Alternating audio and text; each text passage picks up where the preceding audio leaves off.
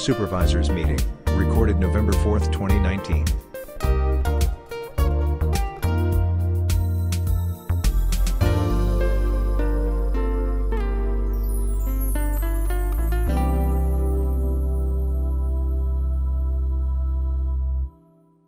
It's 5 o'clock. We'll call the county board to order. Oh, no. Roll call. If you're here, press yes and confirm. Got into his computer.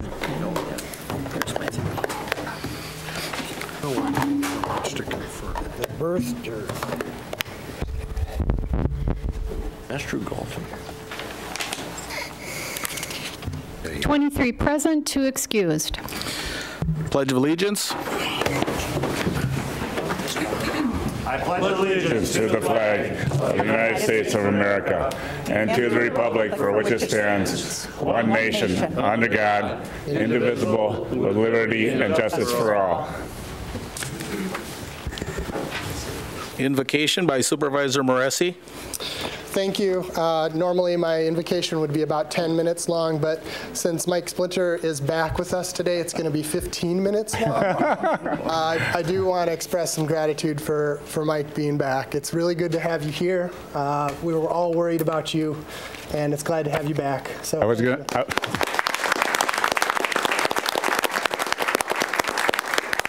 going to wait until he gave me the high sign, but as long as you're giving it up there, I just want to thank everyone for your prayers and support. Especially, thank you. My Irish is coming out. in the spirit of business time, which is tonight, and the budget, I invite you all to go to that place where you find courage, integrity, solace, grace, and peace in this moment of silence.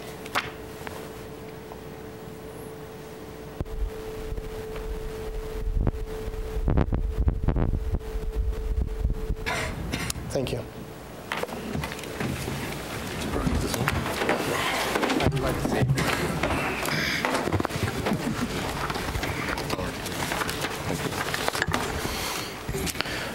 Review and approval of October 1st, 8th of 2019 County Board minutes.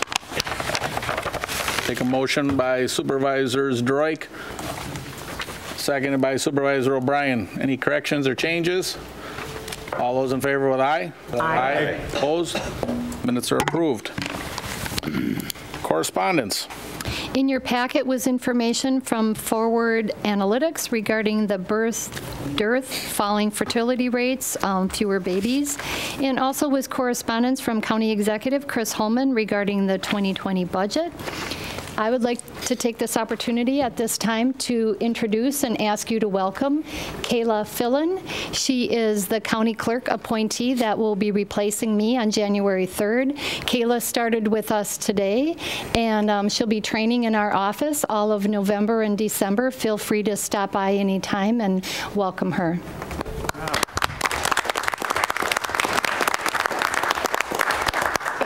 Welcome, Kayla. Say anything or? No. Okay. You're prosperous. Okay. Public notice, agenda items. No items were received by the agenda publication deadlines. Public comments. Members of the public who wish to address the county board on specific agenda items must register their requests at this time, with such comments subject to reasonable control of county board chair as set forth in Robert's Rules of Order. Anybody from the public who cares to speak, please raise your hand, state your name, and what agenda item.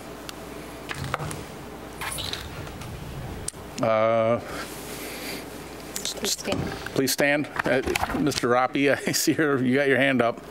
Mr. Rappi? Oh. What item? Me?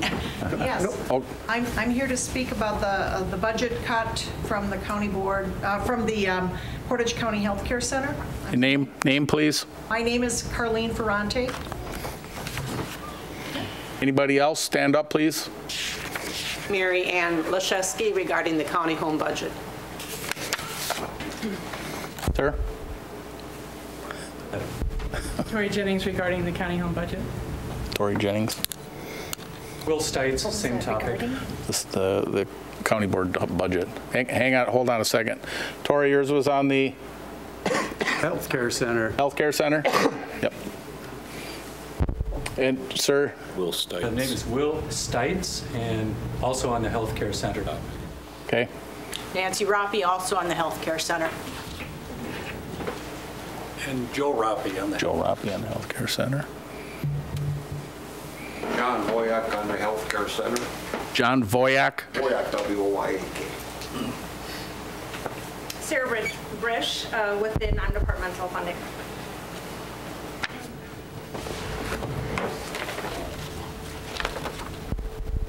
Todd. Todd Kukan, non-departmental funding. Anybody else? Okay. 2020 budget hearing. Motion to adjourn as a committee for a public hearing on the proposed county budget for 2020. Motion by Supervisor James Gifford, seconded by Supervisor O'Brien. Just take that in the motion. All in favor with aye? Aye. Opposed? We are in the public hearing. Go for it. We have to call. Did you want to speak on this at this time? No. Yep, so let's. Carleen. How do you pronounce that last one? Vermonte. Carleen Fermonte.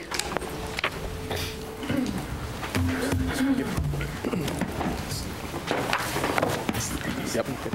And I just want to remind everybody there's a 3-minute limit. We'll start the clock, and then if somebody else has already stated it, please just say that you agree with the comments stated before. Go ahead. Hi, my name is Carleen Ferrante. I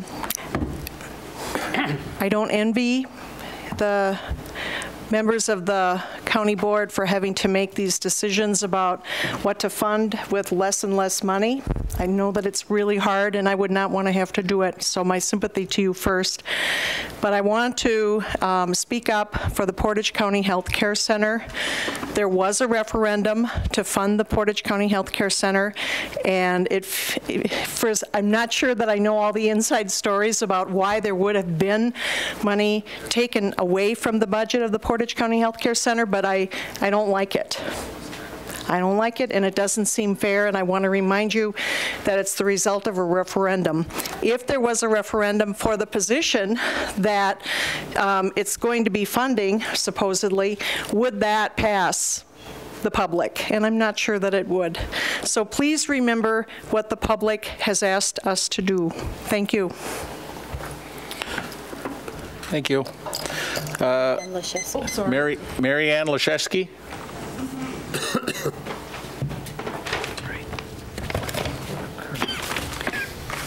It used to be 5 minutes. Is it really only 3? It's always been 3 at the county. Oh, okay. Sorry, but I'll try to edit some of this real quickly. But when Mary Ann Leszewski, 1209 Wisconsin Street, when voters approved the referendum to tax them $1.4 million over 4 years to support the county home, they were not voting to remove $50,000 from the money originally levied for the county home and replace it with referendum funds.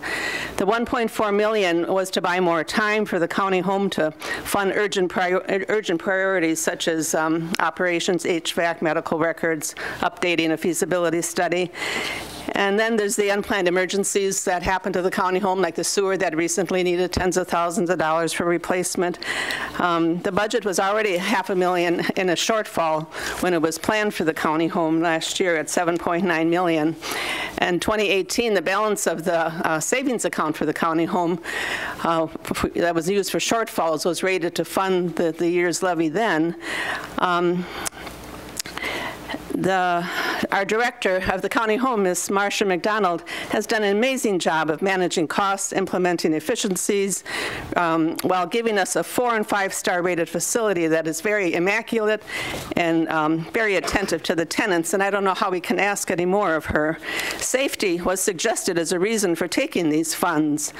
To monitor the round-the-clock safety of the county home residents, their visitors, the staff, involving all of the activities of daily living and nursing care, not to mention the hundreds of gallons of bleach and staff that are needed to thoroughly clean the rooms to prevent the spread of flu and contagious illnesses, requires strong safety measures, ongoing staff education, and vigilant management, which also requires funding.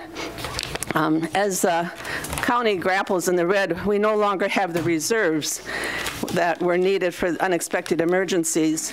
It was a Herculean effort by many of you to get the county home referendum on the ballot. Let us not undo that huge success and where the voters stood on that position. At least give us a chance to buy the time needed to plan a future for the county homes. If funds start getting chiseled away now, who knows when, and again, it'll happen. And that'll be, if you do chisel away funds, it'll be viewed as a backdoor vote to encourage closing the county home without having to face the constituents or a debate in the future. The complexity of this proposal feels like some kind of smoke and mirrors way of undoing a legal referendum. Let the county home, its staff, do its job. I'd rather pay more taxes than jeopardize the county home. Thank you. Thank you. Tori Jennings.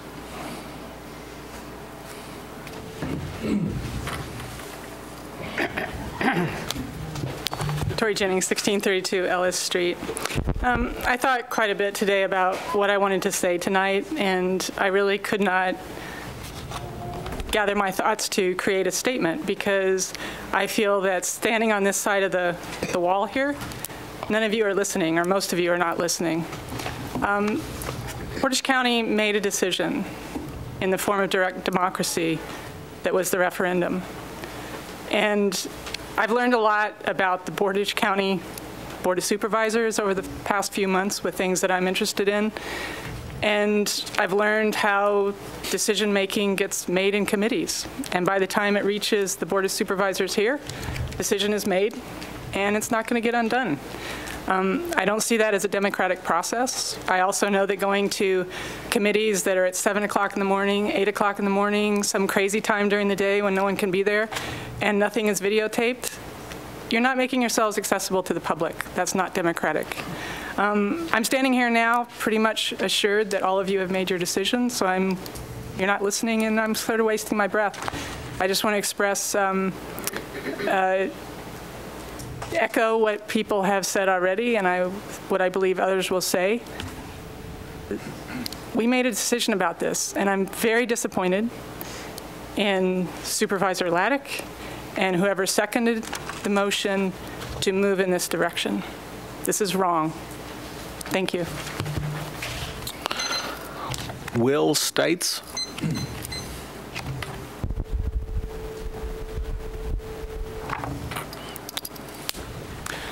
I hope the county board members aren't failing to listen to the public.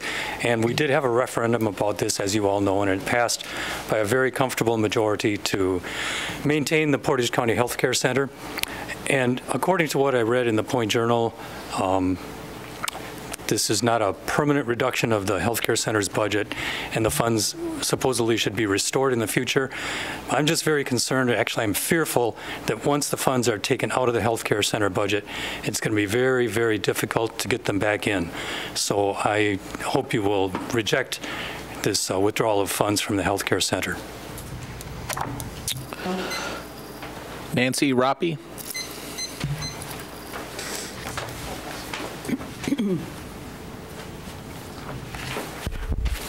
Nancy Roppy, 925 Smith Street.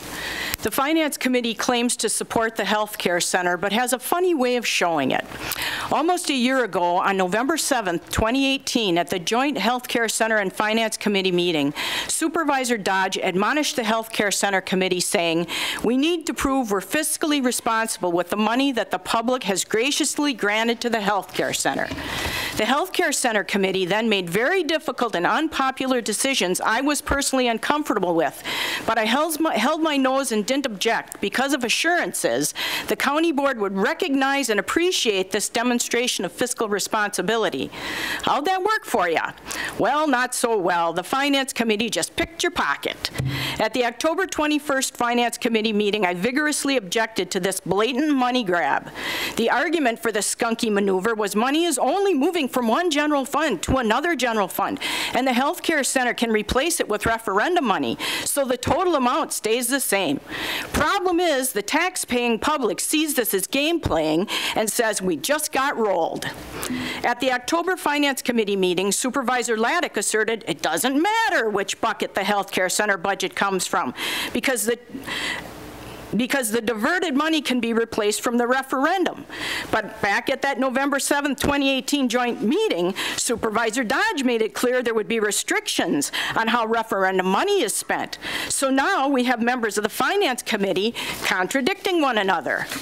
At the October 21st Finance Committee meeting, Supervisor Laddick put Marcia McDonald on the spot, trying to get her to agree that it doesn't matter which bucket the healthcare center budget comes from, while the rest of the Finance Committee watched quietly.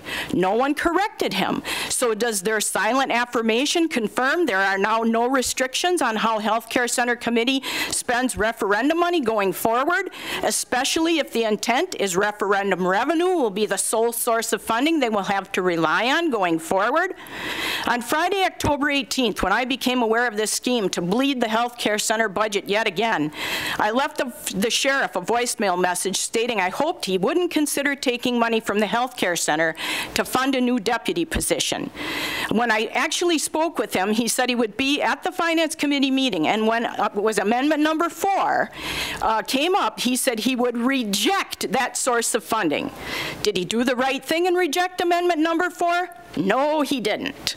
Very disappointing. The sheriff was not a man of his word. He told me one thing and did another. When I called him out on it, he offered lame excuses. I didn't do it. It wasn't me. No officer would accept that from a member of the public when they're caught red-handed. The healthcare center budget isn't a slush fund. If the residents of the county home had the physical and cognitive ability to be here and object, they'd be carrying pitchforks and torches. Unfortunately, they can't get out of their sick beds or off their deathbeds to stand in protest. Joe Roppe.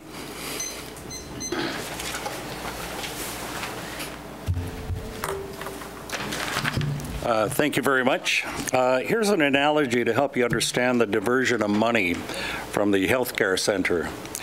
Mommy gives Bobby his allowance, $1, and without asking Bobby and without his knowledge, Johnny takes 50 cents and uses it to buy something he's wanted for a long time. When Johnny's naughty little scheme comes to light and he gets caught, he tells Bobby, well, too bad. You can just ask Daddy to replace the money I stole. After all, what's the difference? After all, what difference does it make if you get your allowance from Mommy or Daddy? In reality, what Johnny did was very wrong, and he should get a spanking. He should have to give back the money he stole and say he's sorry. Maybe he should be grounded so he learns a lesson not to cheat his brother again. Maybe Johnny should recall his lessons from Sunday school. Thou shalt not steal. Thank you. John Woyak. John Woyak.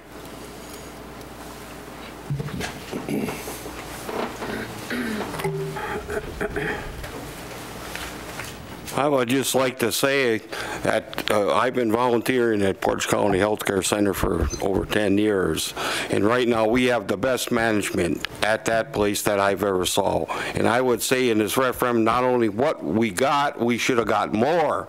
Come on, or anything that Marcia asked for, she needs, and she doesn't waste money. This is become the best run home in the state of Wisconsin, without a doubt. Sarah Brish, I'm sorry.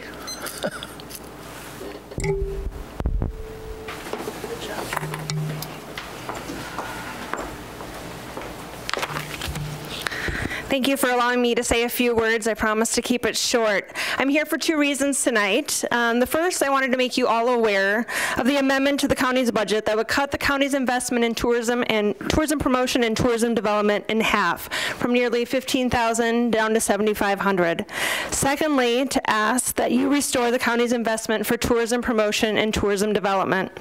The county's investment in the Stevens Point Area Convention and Visitor Bureau is imperative to the continued success of our region. In 2019, according to the Wisconsin Department of Tourism, visitors spent $135.9 million here in Portage County. Equally as impressive as the economic impact data is the sheer amount of tourism-related businesses that have opened their doors over the last several years. Each new business generating dollars for the county, employing our citizens, and adding to the value that our residents have here. Based on the expenditure data, the industry infused $675,000 into the county's annual budget through the 0.5% sales tax. That means that the county is investing less than 1% in tourism development and tourism promotion in our region. I ask that you please reconsider your investment in the Stevens Point Area Convention and Visitor Bureau. Tourism is the purest form of economic development. Visitors come here with their wallets full, they leave with their wallets empty. Meanwhile, they're spending money on their vacations here, at their meetings here, and at their sports tournaments here. Tourism not only leaves a money trail throughout our county, but it builds community awareness. It adds to the quality of life. In a time when the county is trying to recruit new employees and build the business economy locally, this is a pivotal moment. Our efforts build awareness for Portage County. I said this at the council meeting last week, and I'll say it again here, or a couple of months ago, I'm sorry, not last week. If you build a place where people want to visit, you build a place where people want to live, where people want to do business, and where people want to stay and play. So I ask that you reconsider that non-departmental cut to our organization. Thank you. Thank you. Todd Kukan.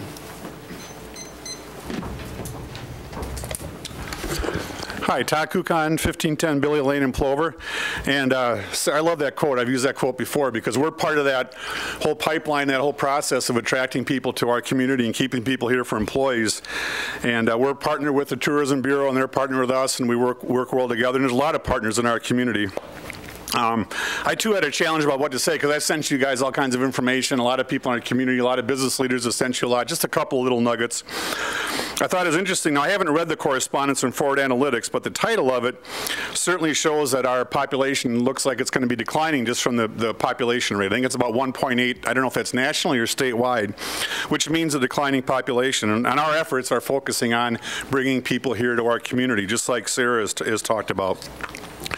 Another kind of random thought I had this morning is, because you're considering a full cut to our budget, and there's other amendments I know as well, but you know, and everybody says we're doing good work, and I think we are. I believe we are. Our staff does too. It almost makes me feel like I wish we were doing lousy work and getting cut the $80,000. I probably feel better about it, but we're doing good work. We think we're doing the right things. We have an open mind to solutions. We don't have all the answers, and we're willing to have have partnerships like the Tourism Bureau and like some of you that I've talked with about the importance of the Portage County Business Council.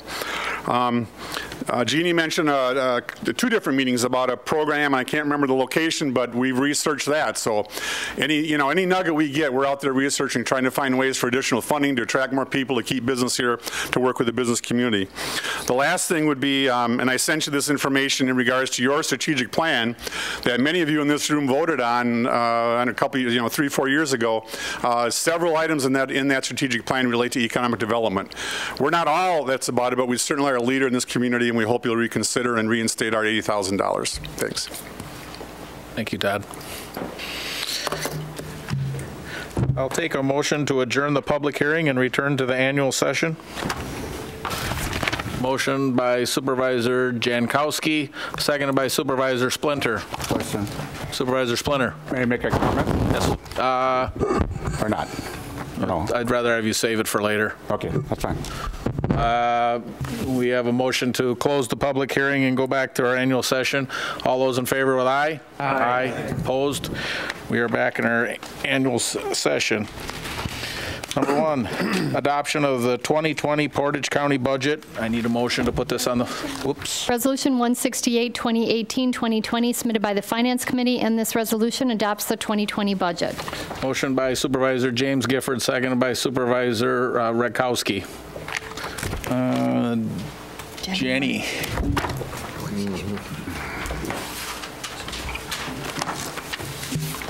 So I'm just going to walk you through in your packet. There's a number of pages that have to do with proposed budget amendments. So I'm just going to walk through and give a brief explanation of those budget amendments. So with our budget process, early October, County Executive Holman presented the budget, and that gave about a month for the board to learn about it, talk about it in committee.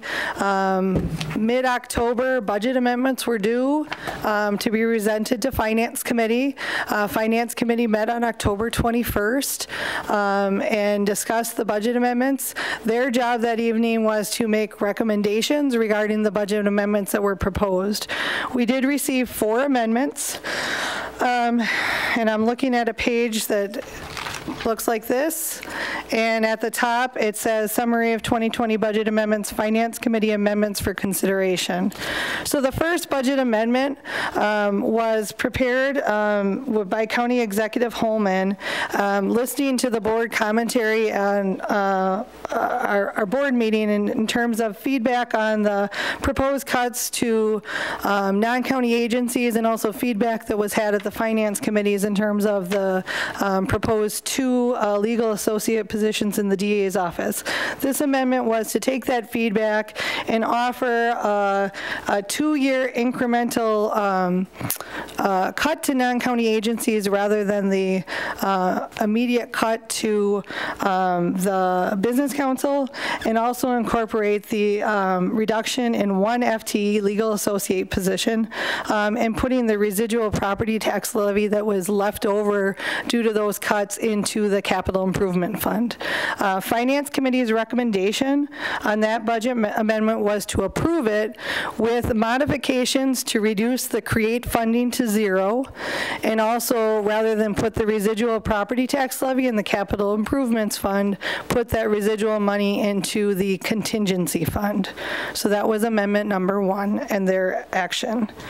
The second amendment also had to do with the district attorney legal associate position, and that amendment was to eliminate the 1 FTE position and put the residual property tax levy associated with that position in the capital improvement fund.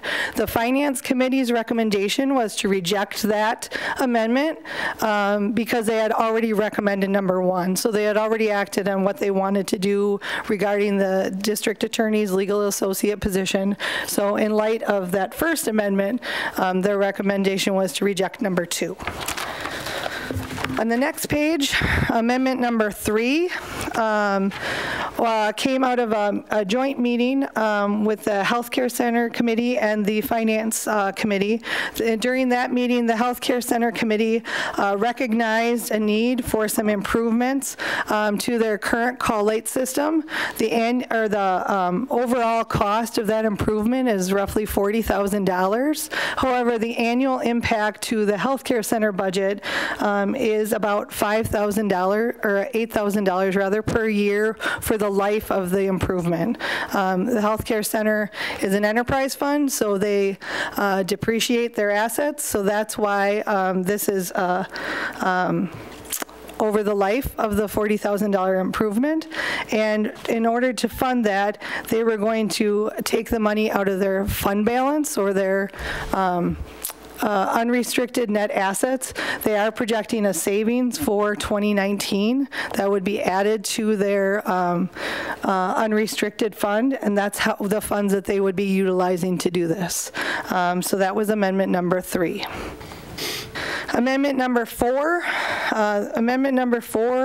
Was a proposal to fund a deputy sheriff position in the sheriff's office by utilizing a transfer of the operational levy from the healthcare center that's under the levy limit cap, and transfer that to the general fund and increase the referendum levy under the referendum for healthcare center operations. This amendment does not decrease the healthcare center's operational budget. That stays intact. It just changes the levy in terms of being from the operational levy under the cap. It would switch it to referendum levy within the referendum levy guidelines. This amendment is the only amendment that actually would increase the overall tax levy, and it would increase it $83,202. The Finance Committee recommendation on this amendment, rather than to fund the entire position out of the property tax levy transition, they recommended to fund $50,000 of it out of the tax levy and increase the referendum levy $50,000, increasing taxes overall by $50,000, and to use the remaining contingency funds from Amendment 1 to fund the remaining costs of the position. So those are the 4 amendments that were presented and discussed at Finance. I did include in your packet the memo that was presented by Executive Holman, which outlines his proposal for the 2-year incremental decrease in non-county agency funding and what 2020 would look like under the proposal and what 2021 would look like under the proposal. There is a reference in the document to some legal statutory information that we're checking into. There were 2 legal opinions that were not included in your packet. If you'd like copies of those, just let me know. One was an Attorney General's position opinion on what counties could fund in terms of non-county agencies. We're reviewing that and looking into that with our corporation counsel, but there was also a corresponding opinion from WCA as well. So we have 2 legal opinions and they differ a bit. So we're looking into what our opinion is on the matter. The next page, it's titled Summary of 2020 Budgets as Recommended by Finance Committee. Because the budget amendments that were proposed were modified by Finance Committee in terms of the recommendations, I did redo them so that you could see what their modifications look like. So the amendments 1, 3, and 4 that are on that document are what the modifications were that Finance Committee suggested, so that you could see what they look like visually rather than just in narrative. The last page is a summary of the tax levy accounts that are in the budget. It's titled County Executive Budget Request, Budget Projection 2021, 2020 Countywide Budget Projection. And what I showed on here is for every number under the county executive column that has an asterisk on it, those are all the budget amounts in the county's budget for property tax where it's the levy that's under the limit. So we have a certain, we have property tax that's under a cap, and that totals $24,294,662. So all of those amounts total what's under the cap. That's our operating general levy under a limit. And then I noted for those that are not under the limit what they were. So there's bridge and culvert levy, there's EMS levy, there's debt service levy, and then there's referendum levy. There was some confusion early on that the county was proposing to use referendum money to pay for things that were not healthcare center related. That is not the case. All the money that's being levied for the healthcare center under the referendum levy is only being utilized for the healthcare center. It is not being used for other purposes. So just wanted to make that clear because there's been some misreporting on that. The bottom section is actually the healthcare center. You can see the $100,000 and then the $895 of referendum money. So any questions? Supervisor James Gifford. Jenny, I noticed on almost everywhere in here that the Arts Alliance created. Please use your mic, Jim. Well, I'm slide her over. I have to take it away from Larry. That it shows up as proposed 2,000, and it shows 2,000 amended, but the amendment, well, you're looking a line down. It's the 5,000 above it. For each category. Oh, okay. Well, yeah, it's really hard to follow these across. Okay. And that was done, I would say, very graciously by CREATE, who said, we understand there are budget limitations, and we're withdrawing our request, and for that I would applaud them. The other thing I point out is, so you've put the proposed budget on the floor in a form of a resolution. The budget that is on the floor is the budget that Executive Holman presented to you in early October. It does not incorporate any of these amendments into that resolution. If there's any of these amendments that the board wishes to entertain, you have to put them on the floor as an amendment and amend the resolution that is on the floor. So just for a process point. Anyone else? Supervisor Splinter. Excuse me, but I haven't had anything written down, and I'm absorbing the public. Tori, believe me, there's no person in this room more attentive to the healthcare center at this point than me. I just got out of 8 weeks of rehab. This is my first outing. It's the first I've heard of the reduction to the healthcare center. I've been on the healthcare committee for almost 2 years now. We were making great strides. The referendum was overwhelming success. Believe me, but not for being in the rehab at Marshfield Clinic, my next step was to go visit Marcia for 8 weeks and go back and forth to Marshfield. So there's nobody in this room that, 6 months ago at the committee level, I mentioned that I'm only 68 years old, and you think the Portage County Health Care Center is for the elderly. I say, but not for the grace of God go I could be there too. But not for being accepted at Marshfield Clinic. That's exactly where I would have been.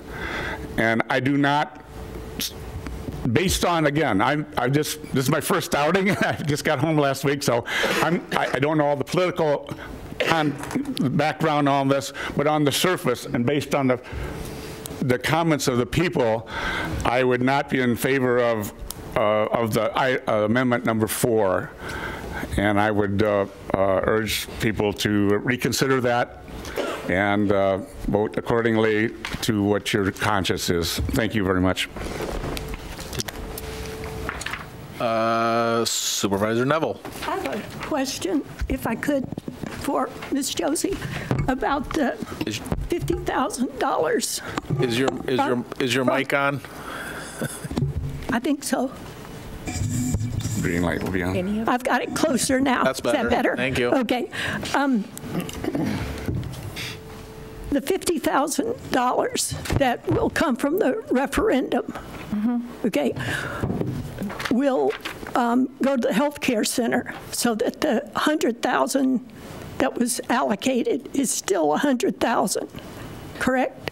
The overall county levy that's under the limit will not change. 100,000 of it was allocated to the healthcare center. Under the amendment, 50,000 would still be allocated there, and we would replace the 50,000 that was shifted with referendum levy. So we would be increasing the overall county tax levy by $50,000. The healthcare center budget, I've heard people say multiple times the healthcare center budget gets cut. The healthcare center budget does not get cut. The amount that they requested in terms of their operational needs that's in the budget would remain the same. It's just their sources of funding would change to $50,000 of levy that's under the limit, and the other amount would increase from $895,000 to $945,000. And I'm leaving off the change, but their overall budget doesn't decrease. Okay, I guess that's the only question I had for you. Thank you. Anyone else? Supervisor Johnson. Thank you, Mr. Chair, and thank you, Director Josie, for your work on this. I just want to first say thank you to the voters who voted in favor of the referendum, because this actually gives us latitude. And I recognize that the $100,000, which has been pared down to $50,000, is not referendum dollars. And I posted that actually recently. But the referendum gives us some latitude. It gives us the breathing space, and I recognize that. And you know, I want the voters to know who voted in favor of the referendum that the Health Care Center Committee takes very seriously its fiscal responsibility and will continue to do so as it plans for the future. Again, I completely understand the source of the money, and I hope others do as well.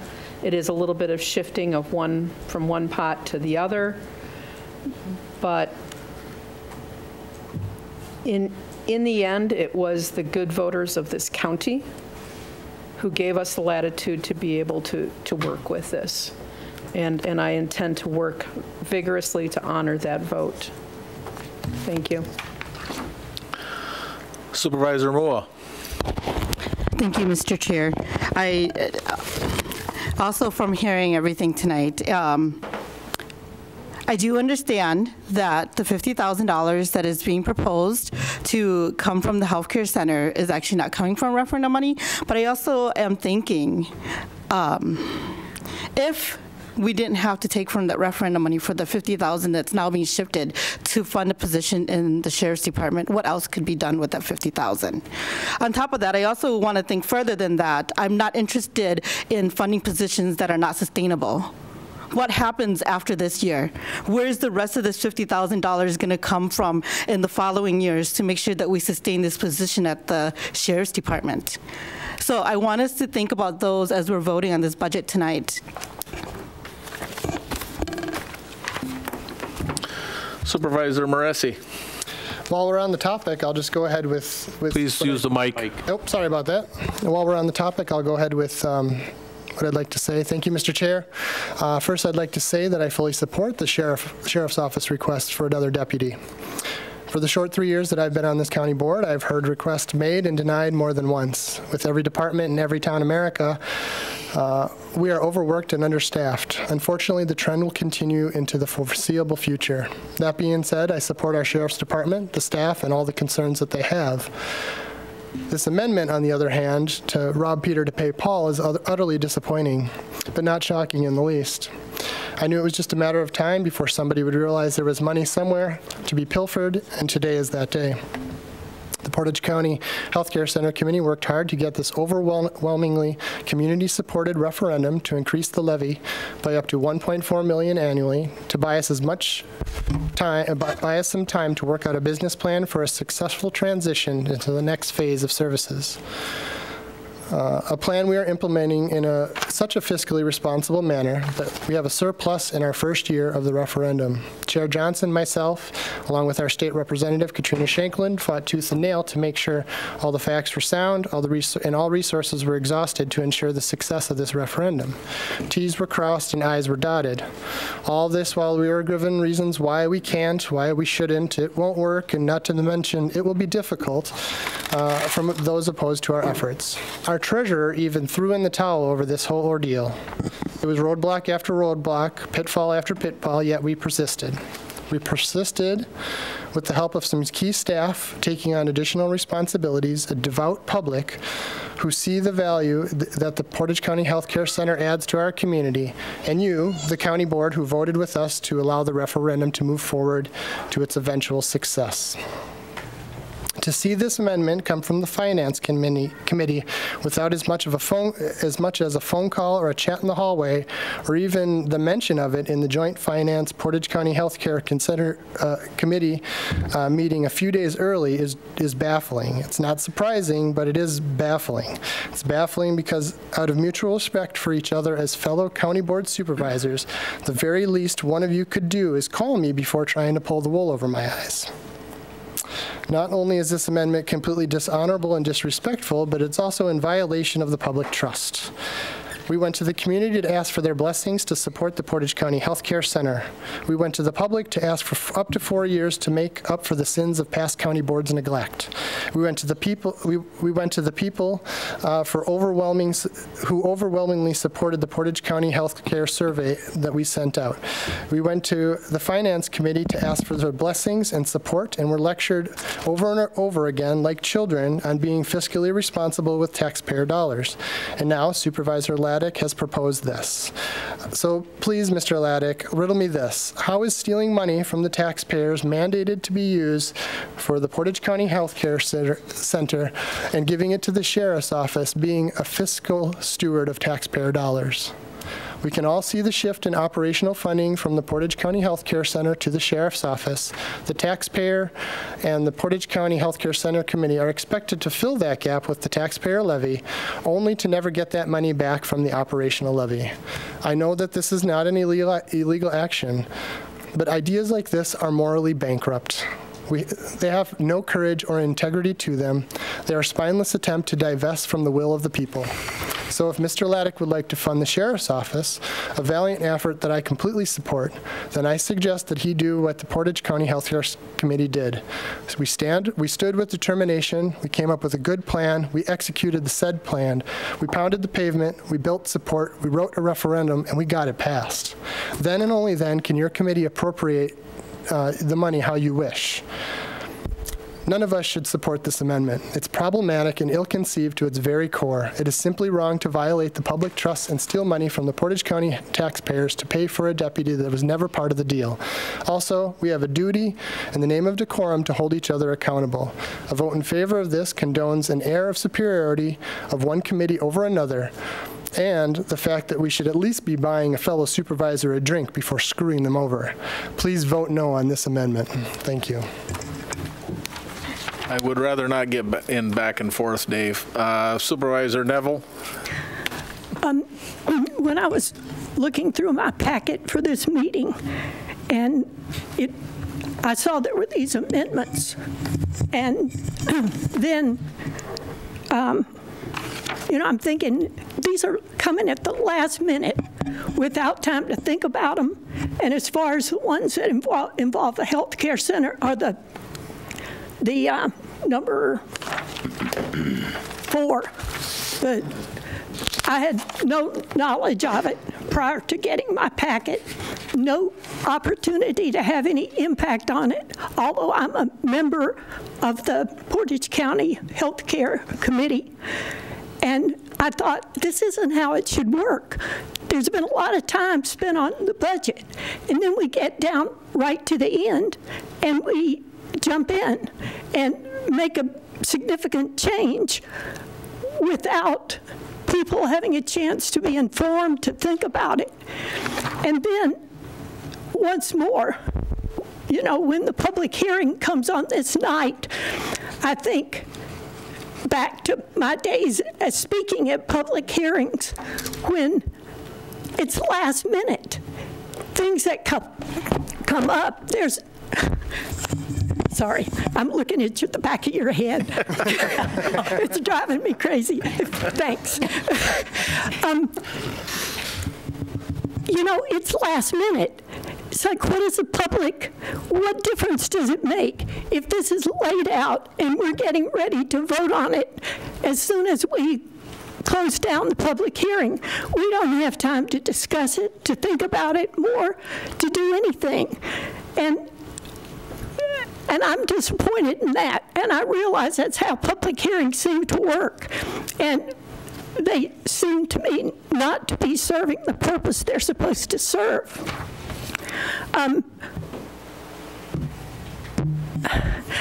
I want to be part of a process that's really free and open and thoughtful and puts the time in where it needs to be put.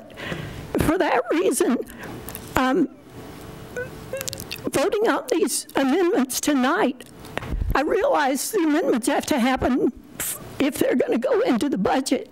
But I really object to voting on the budget tonight.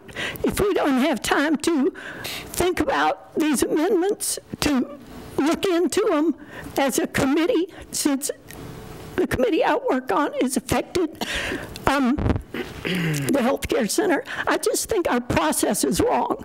And I do think that as we've gone through this process and the referendum and funds for the health care center and how they can be used, I think if we had said we wanted to ask for another $50,000 to go into the budget, that would have made it $150,000. I don't think we would have been seen as being responsible. I mean, from the way that the budget discussions have gone in the committees and what we can ask for in referendum. And that raises a question in me too. Okay, I'm talking too long, but I'm very disappointed in what we're doing. And I don't like being put on the spot to vote tonight on this. And one other thing I'd like to say about the First Amendment, that it seems like it puts a lot of different things together, and I assume if we, well, no, I shouldn't assume anything. I'm not happy with voting on these tonight. And I think we're doing a disservice to the community to have amendments come in so late and then a vote happens so soon thereafter. Thank you. I guess I want to respond to some of that. Use your mic. Mike. Yeah. October, November is budget time, and things move fast when we get into the budget. All this stuff has run through the Finance Committee. It was put out there on the internet for viewing prior to the meeting for the Finance, and then we will have two county board meetings in October and 2 in November. There's a lot of time for discussion. When these packets get out, you got to take a look at them and see what's on them, and you got to make the calls and reach out and ask or look for clarification. Supervisor Dodge. I think we need to point out that actually the deadline for submitting amendments is something that we have added to the process, because those amendments could be made on the floor this evening, which would make it very difficult for our finance people to calculate the final tax. So we have added a step to the process so that you have the ability to understand more the discussion that's going on. Supervisor Laddick. I probably could have saved a lot of time here tonight. I decided a long time ago to not do that 50,000 levy transfer from the capped levy to the referendum levy to finance the healthcare center operations. But I was waiting on going down through our agenda to get to amendments proposed by committee or individual supervisors. I can read that now if you'd like me to, because it's really a non-issue at this point. Is it an amendment? Yep. I have a budget amendment number 4. Yep. Increasing the Sheriff's Patrol funds at $34,699 from contingency funds to fund additional sheriff's deputy to start July 1st, 2020 or later, depending on how the dollars shake out. This will not have any effect on property tax levy or Portage County Health Care Center funding or budget. Period. Okay, and we'll save that for the amendment, but I hope everybody heard that. Everybody. One more time. Sorry. Could you repeat that? Okay, budget amendment number 4, because all our budget amendments, even though it went through finance, it still has to come on the floor tonight after we adopt the budget from the county executive. So increase in Sheriff's Patrol funding of $34,669 from contingency funds to fund additional sheriff's deputy to start July 1st, 2020 or later. This will not have any effect on property tax levy or the Portage County Health Care Center funding or budget, period. Okay. That's not an amendment, but that's just giving you a little what is to come. Supervisor Dodge. I would place on the floor amendment number 1, which was reviewed by the Finance Committee, and recommend approval. Do I have a second? Seconded by Supervisors Droik. Can I ask clarification? Supervisor Dodge, is that with the modifications that were recommended by Finance as well? Yes. Did you want to Supervisor Matt Jakowski. So we have an amendment and a second to the amendment. Am I correct? Okay. Right. I'd like to propose an amendment to this amendment. I was taking the $52,500 that's designated for the Portage County Business Council, and then therefore relinquishing amendment number 4, taking that $52,500, adding it to the $32,169 designated for future use, and using that $84,669 to fund the $83,200 sheriff's position. Wow. Second. Seconded by Barry. Who has that?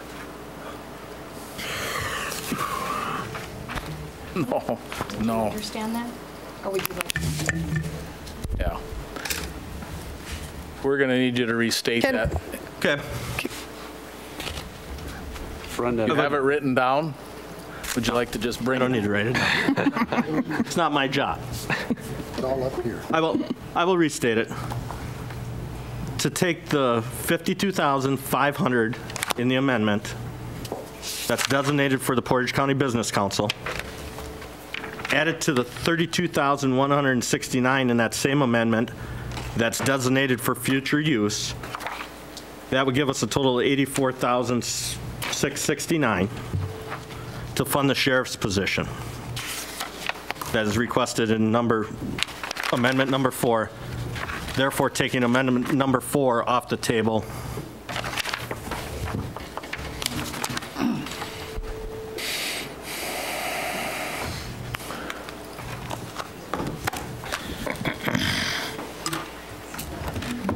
I don't have to be the answer.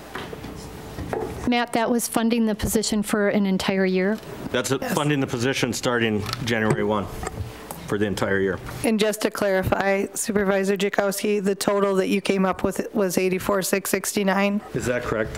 Or did I?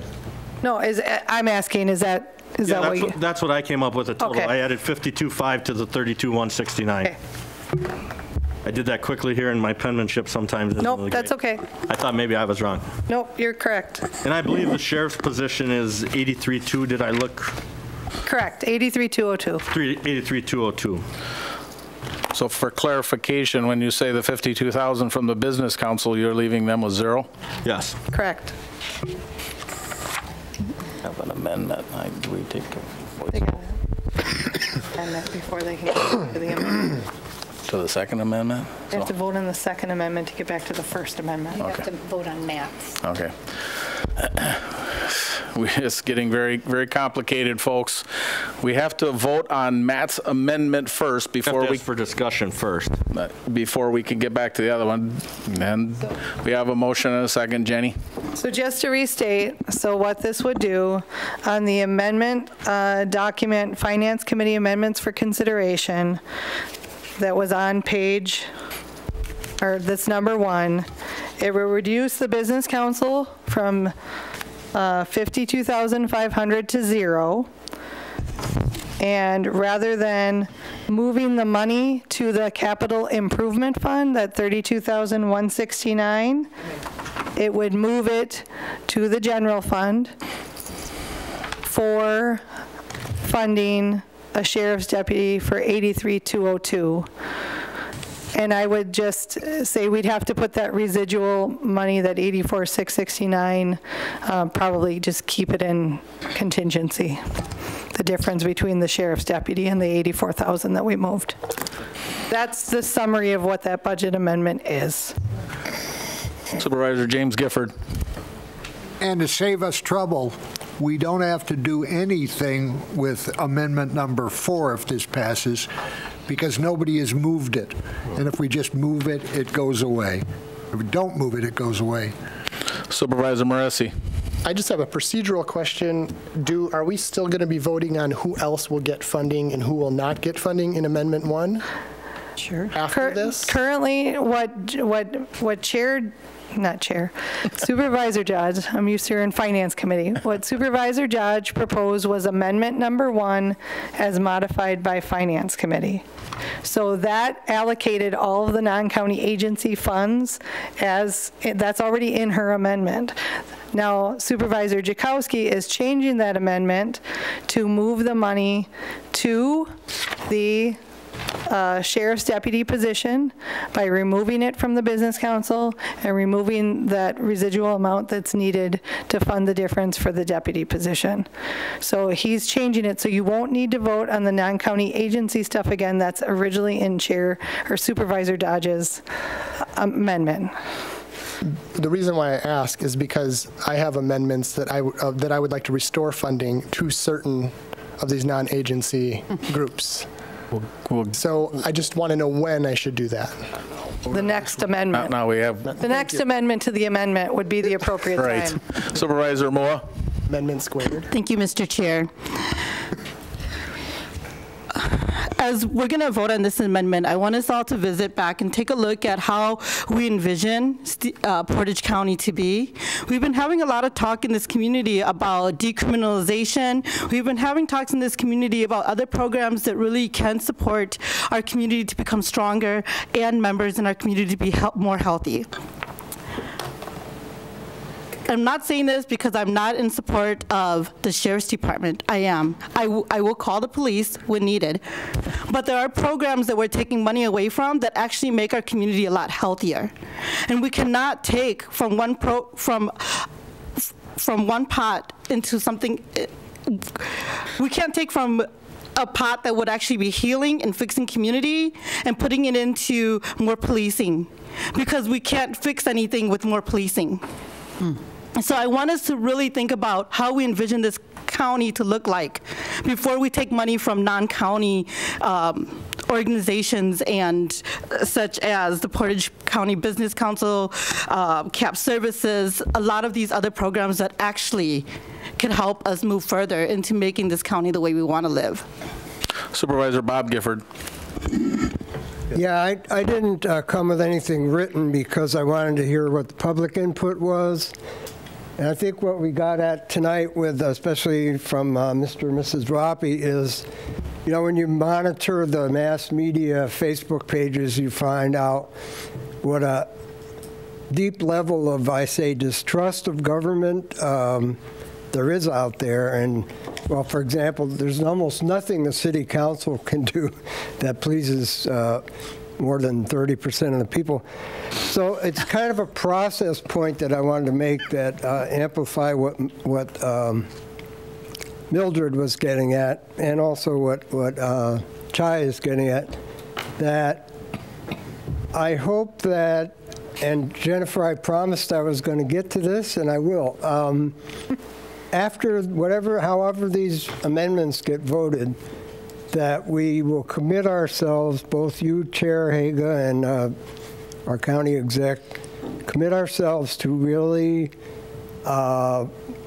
trying to get the attention of our state legislature. And I'll give an example which is related to the Sheriff's Department and also Health and Human Services. That, you know, Robin Voss said he thinks he believes in climate change. Okay. Well, I believe in a methamphetamine crisis and an opioid crisis. So if the state legislature is going to acknowledge that we have these things, and I believe it, then they should be willing to cough up the funding that it would take to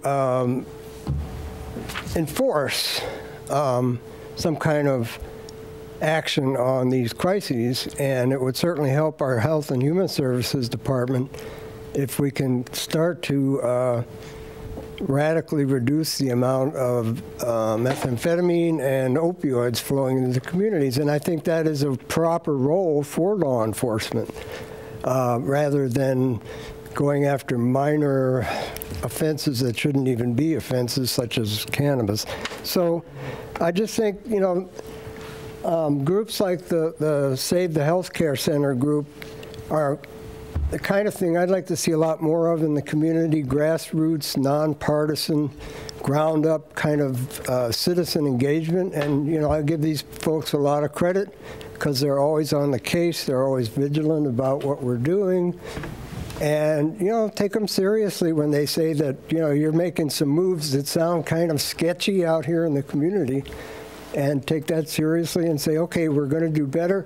We're going to put this to the state legislature. We're going to get some relief for our community so we don't have to come down to where it looks like it's the healthcare center versus the sheriff's department, because that's just bad optics for government. Thank you. Supervisor Matt Chakowski. Thank you, Mr. Chair. While I'm talking here this evening, just keep in mind there's 3 squads patrolling the county right now. 2 of those squads may be pulled off to the Rothschild area for an accident. The 3rd squad's way in the southern part of the county. Something happens in Junction City, what do we do? Just think about that while I talk about this. Last year, right around this time, we started talking about the wheel tax. Again, a highly contested issue. That costs the average household, figuring 2 cars in the average household, about $50 a year extra. So we asked our taxpayers to pay $50 a year extra. For some households, that's a pretty big deal. I have 3 kids. I'm going to have another one driving here in 2 years, so that'll be another $25. So that's $75 for my household. Now, is it going to break me? No, but it makes a big difference. I heard the Business Council talk about their 400-plus members.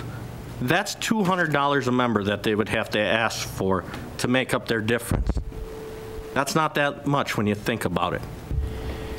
We asked our people to pay an extra $50 a household. I think the Business Council could ask their members to pay an extra $200. One more thing, Mr. Chair.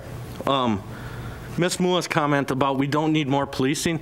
I would like the sheriff to explain what he would do with this extra position. It's more of a community police officer than a patrol officer. I would like some explanation on that. Sheriff.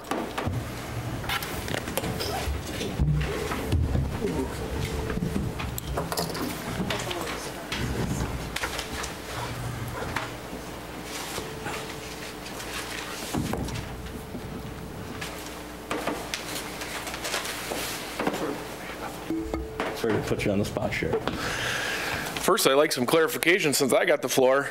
Is I had nothing to do with this amendment, and Mr. Laddick I've talked with in regards to the amendment that he's approved today, so I don't like to be my name blasted behind me, so I wanted that be set straight. Second of all, since 2013, the calls for service for the Sheriff's Office has increased 65%. So we've went from 116,000 calls to our communication center to 133.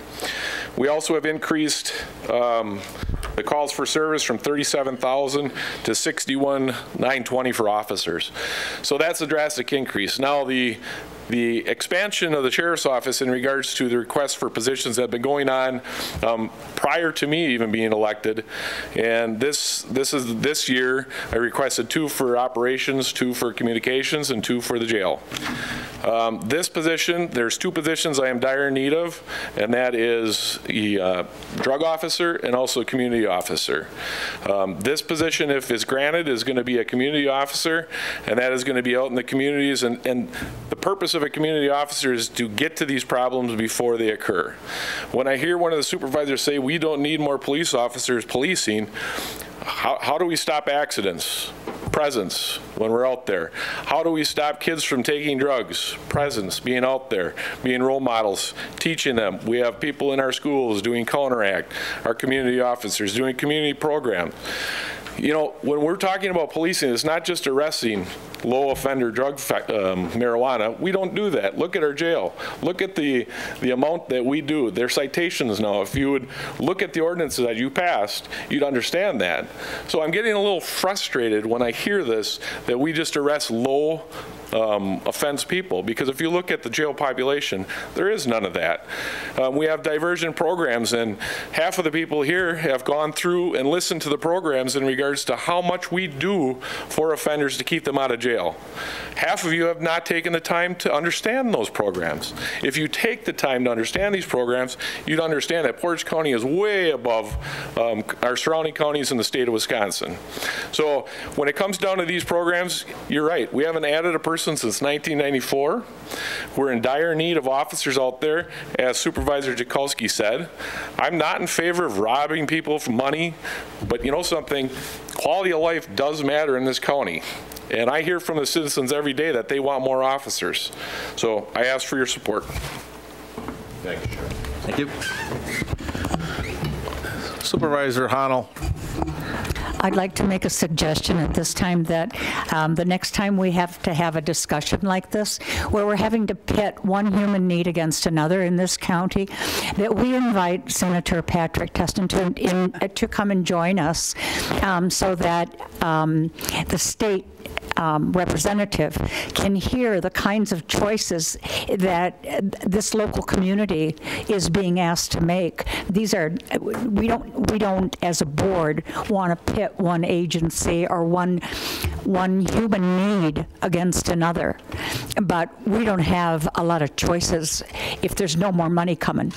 And there's no more money coming. And that's the reality. And I just think that we need to get the attention of our senator and invite him to our meetings. So with that, I'll pass. Supervisor Pataki. Some of you probably don't remember this, but when I ran for sheriff in 1996, I went out to the people in Portage County and visited with all the villages, all the townships, talked with the village presidents and the town chairman, and I requested 2 officers to be put on as community service officers. At that time, to the county board, it was almost denied. However, we filled the room with like 200 or 300 people, both at the Public Safety Committee meeting and at the Finance Committee meeting, and we got those 2 people. Those 2 people were put out as community service officers. What those 2 people did during the time that they were out there before they were absorbed into doing other duties, which we don't have a community policing officer right now, those officers would spend time in the villages and in the townships where they worked at least once a week or twice a week. They would also go into the schools and have lunch with the children in those schools, the small kids and high school kids, and get information on the drugs that were being sold and passed out in those schools. We had an incident in Amherst where a elderly lady who was like in her 80s was walking down the street at night, and 2 or 3 young boys threw rocks and hit her in the head and took her down. She had to be taken to St. Michael's Hospital. With the help of those community service officers, we found out through the people that were living in that community and from the kids who those kids were, and we brought them to justice.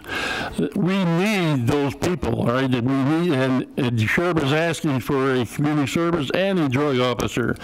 The community service officer will help us in a way to stop some drugs, but we also need a drug officer that he's asking for. So I ask you for your support. I totally support the health care center, but it doesn't look like we're taking any money from them.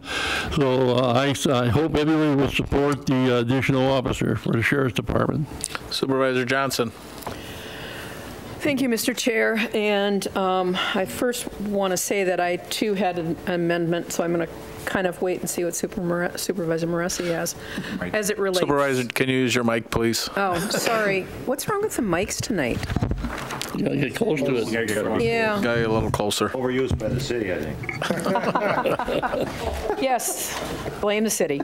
And oh, by the way, if I get 30% of the people happy from the city, I'm thrilled. So it's more like 10% and then 90% who say nasty things. So anyway, I too have an amendment as it relates to the funding of the non-governmental agencies, and I'm going to oppose this particular amendment brought by Supervisor Jackowski, not because I don't support the Sheriff's Department or public safety, and community service officers are an amazing thing. The city of Stevens Point has them, and they do great work in our communities. They're awesome. But I'm getting back to my, and again, this is part of my amendment, is most of these agencies, whether it's the Amherst Fair Association, Convention and Visitors Bureau, CAP Services, these are all related to economic development and community development in our community. And this is part of our strategic plan approved by this board, which we're not following, which is always so much fun when you have a plan and people just sort of toss it out. If we have a plan and we have agreed upon goals, yet we have no real mechanism to achieve these, this is a fairly inexpensive investment in the Business Council and the Convention and Visitors Bureau. They do amazing work, and whether it's attracting talent or attracting people to come and visit, and Sarah's absolutely right, people that come here to visit end up staying frequently. Not on a part-time basis, but permanently, because they find our community welcoming. This is cutting off our nose to spite our face. And my question is what's the sustainable funding mechanism for this position? How will we fund this next year? There won't be a business council to take money from to pay for the deputy in 2021. Do we then tell that deputy they can only work part-time? So I'm opposed to the amendment, and I'm opposed to the approach of looking at these non-governmental agencies with big dollar tickets and somehow sorting them and saying our priority is expense versus return on investment. We have to start looking at things thoughtfully and strategically, and we're not doing it. County Exec. So just a few comments. The monies that we're talking about here would be recurring. So the money that would be going to the position now would still be there next year if it were to take place. As far as the strategic plan goes, I'm with everybody on that in terms of having one and trying to follow one. But really what they are is aspirational language. You try, you set the goals, you try to get there. Now, Supervisor Honnold's point is the one that I think should be driven home. And the reason I wrote what I did to you in your packet is because when I survey the landscape, it's not about $2,000 here or $2,000 there. It's about the costs that are on the horizon, and they're significant. Now, when we're talking about the healthcare center, for instance, we're having a lot of talk tonight about $50,000. Probably the two most likely paths for that are going to be whether or not there's a successful referendum in 2 years, again. And if there's not, and we have to find money to support it, you're going to be looking at $900,000. That's a much more difficult conversation for just one of the departments that Supervisor Honnold mentioned. So we can only control what we can control. And I don't have anything bad to say about any of the non-county agencies. My rationale primarily is, if I have to make a choice between supporting county departments or how I support non-county budgets, I'm going to support the county budgets first. And I fully welcome disagreement with that. But I think that this is just a small experience of what is likely to come. And so that's why I said what I said. That's why I'm trying to think about the big picture to give you more flexibility, which really doesn't exist in the grand scheme, so that when we get to these points where we're pitting one area of the county against another, we all support them, like the St. Norbert study that somebody brought up. Every single public service that was surveyed in that survey got over 90% support from the public. So where are you going to cut? 92%? 90%? 96? You know, none of these decisions are easy, but they're going to be forced upon us. They're already being forced on other people. So we can sit around and talk about all the things that we value, and that's important, but we have to come together, you as a body and me, to figure out how do we navigate this from year to year, knowing that that window is getting smaller and smaller and smaller. For instance, had Health and Human Services had a $750,000 deficit, we probably would be discussing whether or not we want to take $100,000 from the healthcare center because we know we could use the referendum that way. Is that something that anybody wants to do? No. But again, it's like what tools are even available to you for any of this? So I just want to highlight the fact that really the discussion is one that nobody wants to have, and that nobody's sitting around trying to take pot shots at different supervisors or different programs. Nobody's trying to rob Peter to pay Paul, though I get that saying, and because that's the kind of situation we're being put into. But I think it's just in the back of our minds, we got to think about, again, like I said in my letter to you, there's challenges today, but we know what's coming, and if we can plan for that at all, we should. And if we don't, we're just making it harder for future boards and future county executives to figure out what are they going to do when those problems, or chickens to roost, they're not our chickens, they're the state's, but chickens nonetheless come home to roost. Supervisor Matt Jakowski, you had your hand up. I was going to clarify about the money for next year, for next budget cycle, but Executive Holman did that. Thank you.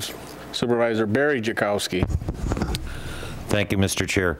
I just would like to make a statement. I do realize that we are taking away from two probably very important, I don't think any one of us here would argue the fact that the Portage County Business Council does work, or the Convention and Business Visitors Bureau does good work.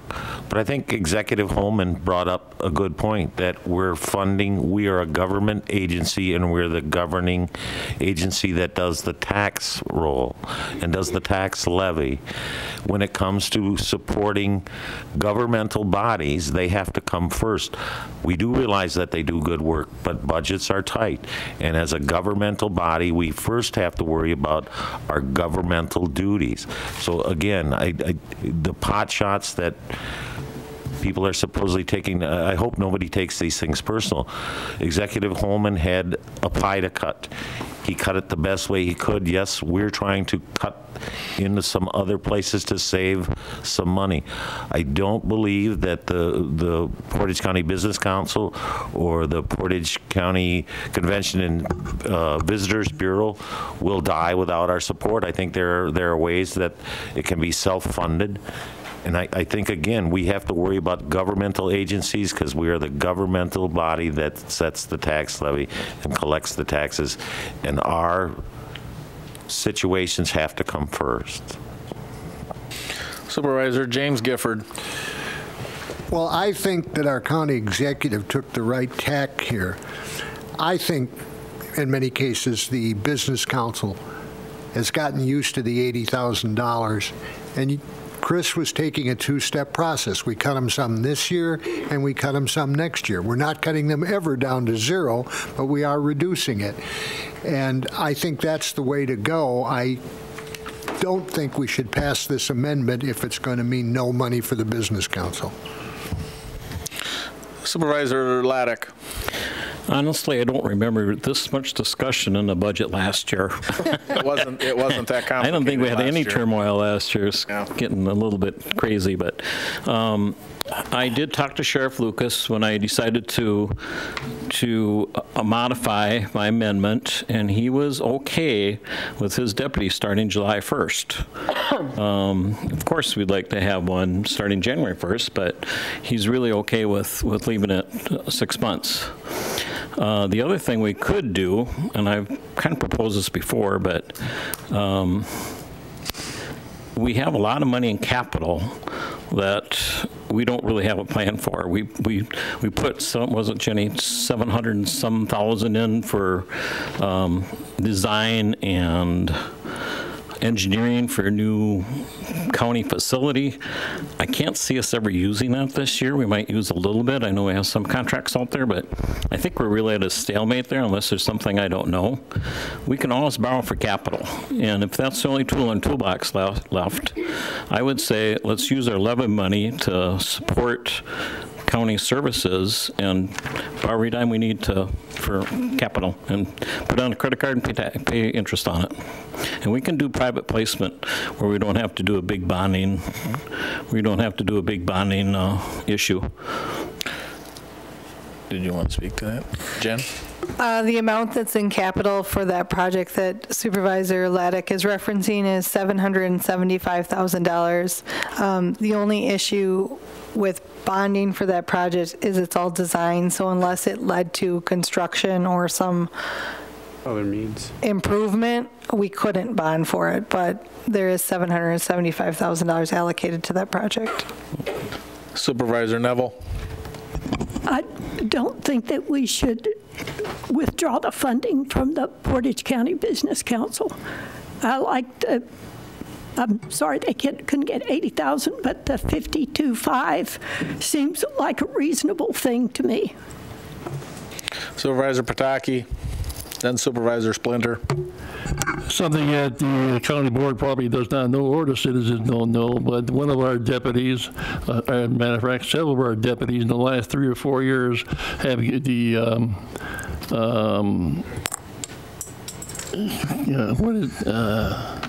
County Mutual. County Mutual puts on a law enforcement shoot, and 2 of our officers in the last 3 or 4 years have brought in like $35,000 or $38,000, Sheriff, is that right? You're stealing the thunder for next board meeting. For what? Yeah. You're stealing the thunder for the next board meeting on the 12th, Stan. Oh, well, okay, so I did that, but just the county, just so we know that one of our officers brought in $10,000 this year, all right, which would help pay for some of this. Supervisor Splinter. I hate to add one more perspective, but in preparing for the meeting, I did have a lot of correspondence regarding the Portage County Business Association, and also had a constituent that is a member call me. We had a long discussion, and I did have a lot of thought on it, and I am a 40-year member of the Isaac Walton League of Portage County. Just because it's Isaac Walton League of Portage County, which dates back to 1923, probably one of the oldest charitable organizations in the county, never in a million years our 400 members would ever think about coming to the county board and asking for funds. If we need funds, I've run that fishery on McDill Pond for about 15 years, and when we need funds, we raise funds. We're short of funds. Our dues just got increased. We spread that over 400 people, and that's why I'd like to commend Barry, Supervisor Jakowski, on almost taking my words out of my mouth, is that we've got 400 businesses who do business. It's primarily in their interest and in the interest of the county, but it's the same thing with the Isaac Walton League. We do a lot of great conservation work, and yet we never ask for a handout. It's something within our purview of raising funds internally. And as much as the Portage County, but I still think it's, if you got 400 businesses, another $200 a year isn't going to break anybody, and they probably can maybe even run their own fishery next year. So anyway. I think Supervisor Splinter has done what I've done in the past. I think it was by Supervisor Jakowski that made that comment. Matt, I'm sorry. Right. He was understood. Yeah. He's a cute one. Yeah. I guess that just for a little clarity, then, do we have to act first on item? Yeah, I want to please sat here and listened to everybody and taking it all in, and I agree that at the last county board meeting we talked about what the exec had proposed with the $80,000 from the business, and someone had made the comment that it would be more a better way of doing it would be to step it away over 4 years, take 25% from all of them or something and step it down. And I think what the exec has proposed here and then come through finance was somewhat of a more from that. And I think that is a good way. It's putting everyone on notice and letting them know that we are going to be faced with some tough decisions coming forward, and everybody needs to be prepared for it, and there should be no surprises. I am not in favor of taking the business council down to 0 this first year. And we have an amendment to the amendment that's on the floor, and it's a second right now. And by voting no, you're no way telling the sheriff that he can't have a deputy. All that you're saying is that you're not in favor of that funding source in the way of funding it. So when we deal with the amendment to the amendment, that's what it's doing. And I think we've had enough discussion on it. I don't know if anybody else has anything. I can. I think Jenny should Jenny? restate it one more time.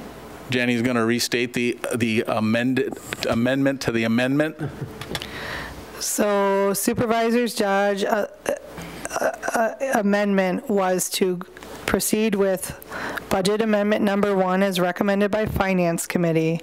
Supervisor Jakowski's amendment removes the business council funding of $52,500, utilizes that to fund the deputy position in amendment number 3, as well as utilizes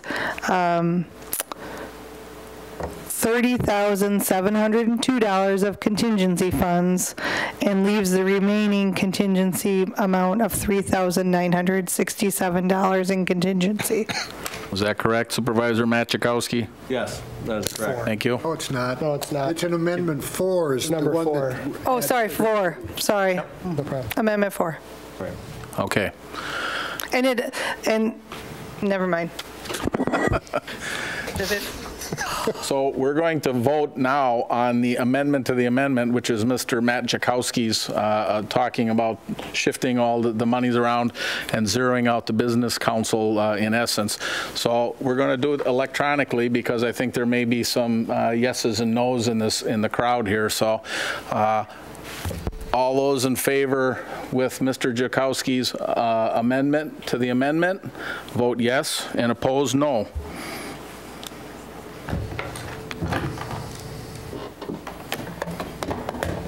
It'll fail. I don't know. Interesting. I bet it does.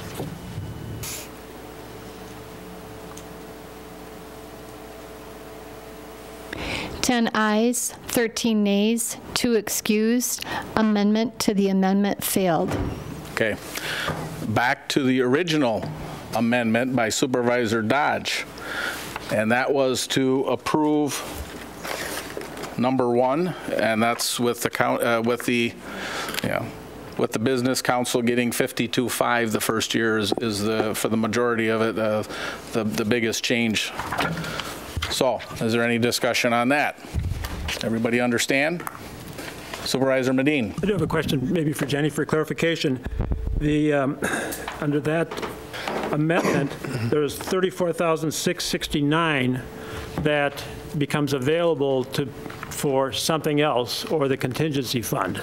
Is that right? And do we have that designated for something else? In this amount, it is moved to the contingency fund. It's not designated for anything else until such time that the board chooses to use contingency funds. It is just placed in contingency and saved there. And what if we chose not to place it into contingency, but to use it for another item that has been discussed tonight? You can, and that was what was originally proposed in amendment number 3 was to reuse that contingency. And I think when we get done with this, I think when we move on, Mr. Laddick would like to speak to that. I think he has an idea for that money. Okay. Supervisor Morassi. Thank you. I'd like to take a moment to shed some light on the services provided by non-county agencies. The Housing Authority of Portage County actually does some really great work for our rural communities, providing housing and aid for elderly, disabled, and low-income households. CAP Services promotes job skills, business coaching, small business development, home buyers assistance, home weatherization and rehab for low-income families, family resource counselors, domestic abuse services, family crisis center, sexual assault victim services, and interpreter services. The Stevens Point Area Convention and Visitors Bureau promotes the entire county, every single municipality, and brings in vital tourist dollars to our community. I realize that Create Portage County has rescinded their $5,000, but I just want to keep people up to speed on what they're actually doing. They really have put Portage County back on the map in Wisconsin and nationally. They brought us into the 21st century and made us relevant in today's economy. As an innovation hub, entrepreneurial training center, and nucleus of arts and culture, Create is hyper-focused on retaining and accentuating local talent and livability of Portage County. Create embraces diverse backgrounds and skill set, many of which are young, vibrant, highly skilled professionals who will set roots, reinvest in our community, will call Central Wisconsin home, and ultimately have a profound impact on the economic viability, livability, and evolvability of our cities, villages, towns, and entire county. I guess unless Portage County decides to hire a community development staff person in the near future, contracting with Create Portage County for the amazing work they're doing could be done at a fraction of the cost and as a very viable option. They are doing the work, and they actually have the metrics to prove it. And also, their services are available to anybody in the county, and they don't charge you if you can't afford it. They will scale it to your needs. Frequent slogan I've heard said during Act 10 and during the budget crisis over at the university is, if you think education is expensive, wait until you see what stupid costs. By defunding some of these non-county agencies, we can look at it like this. If you think helping those less fortunate than us is expensive, just wait until you see what extreme poverty and homelessness costs. If you think that community service and development is expensive, just wait till you see what the mass exodus of tomorrow's young professionals costs. We need to be recruiting and developing and maintaining these people here. So my proposal is this, and it's not going to be popular, and I apologize to Todd. Wait a minute. Are you making an amendment to the amendment? I am making an amendment. On number one? On number one, correct. I still have a little bit to say until I get to the amendment. Okay. The Portage County Business Council has done great things, and I'm grateful for their service. However, I feel if they wish to remain relevant in today's economy, we'll need metrics to prove taxpayer dollars are getting the best bang for their buck. I also think they can stand on their own 2 feet, and I'll get to that point soon. If Portage County really needs their services, we should contract with them for a scope of services and not just hand them the money out without any prescribed metrics. Unfortunately, the Everything Points Here website seems to be cumbersome and a little redundant. It's essentially the same thing that the Convention and Visitors Bureau already does. We don't really need 2 websites doing the same thing. What is the amendment? I'm getting to that. I'm creating an argument as to why. Also, chambers of commerce really only promote and protect and advance the interests of member businesses and corporations. Since most citizens do not own businesses and cannot afford a seat at their table, the majority of taxpayers see very little benefit from chambers' lobbying efforts. Currently, we are funding an open-ended project without an objective. The buzzwords of economic development, attraction, and retention are only relevant if they have quantitative and qualitative value. If the companies that do support the Portage County Business Council would like to see it funded, I believe that they should be the benefactors of this organization. It is not the responsibility of a taxpayer to prop up the interest of private business. We're in a crisis. So, we love elephant ears, 4-H, demo derby, tractor pulls, all the amazing things that our county fairs provide, but I'm not sure that they should be funded with taxpayer dollars. And we appreciate our historical sites in Portage County, but I think this crisis means that we need to be counting all the pennies and pinching all the pennies. So what I would like to see, or I'm proposing, is that we restore funding to CAP services in full. We can take Create Portage County off the table since they have rescinded their money, and we should restore the Stevens Point area Convention and Visitors Bureau to $15,000. And then we should be cutting the funding, unfortunately. Nobody wants to do this, but I think it's the best way, to the Historical Society, Amherst and Rosholt Fairs, and the Portage County Business Council in full. And if we had to, and if it was absolutely necessary, we could put the housing authority there as well. But I do believe that they are doing very, very good work for our low-income people in this community. I can repeat the end of that if you'd like. I was clear on the housing authority piece. You need something clear on that? Are you restoring money to the housing authority? There's zero in the it's housing zero authority. already. Exactly. So that's, I think I'm going to keep that off. Zero, Yeah, okay. that's zero. So at a minimum, I'd like to restore funding to CAP, restore funding to the Convention Visitors Bureau, cut funding to Historical Society, the fairs, and the Business Council. So what I'm coming up with there is restoration of 21.5, and then cut funding at a total of $129,000. Do I have a second? Whoops. Do I have a second? Do I have a second? Dies for the lack of a second. Supervisor James Gifford. As long as this didn't go forward, it's irrelevant. Thank you. Supervisor Johnson. So we'll see if mine dies too. Why not? Yeah.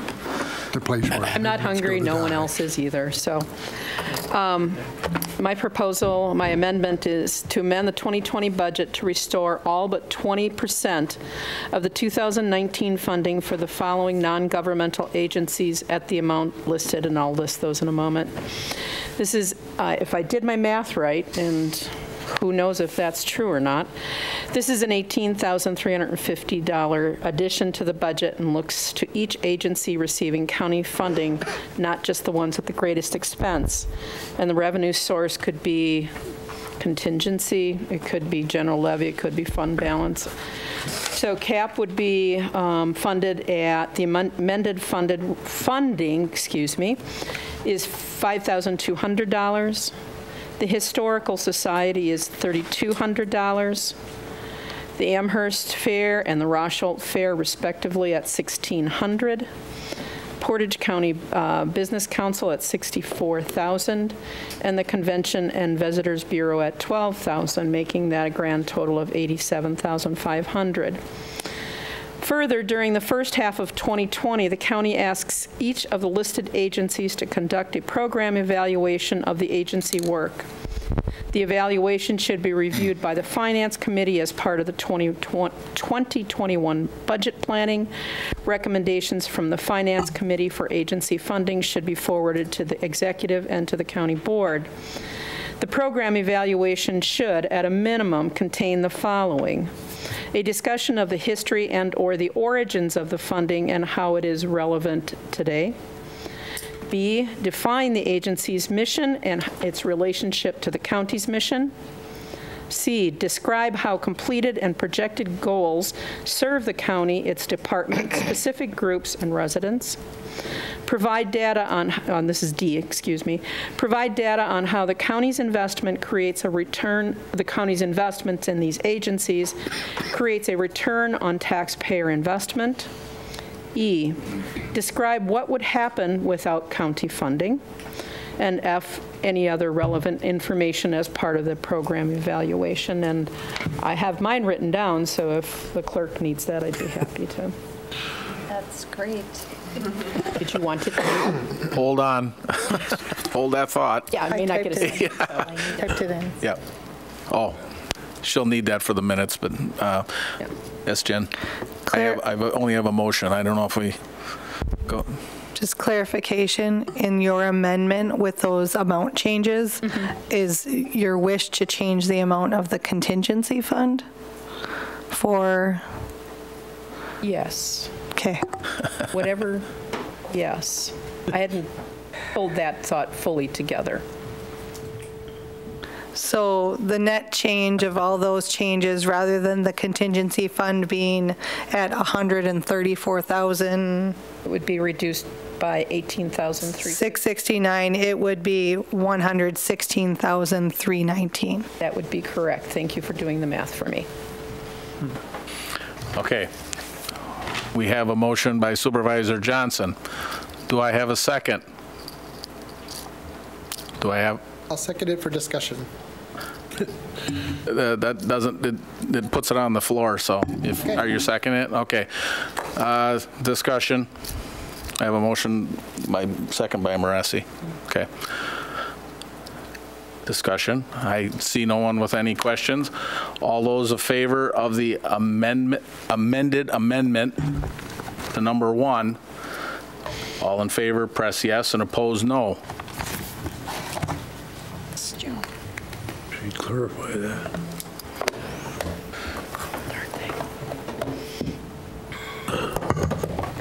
This one I wouldn't bet on. No.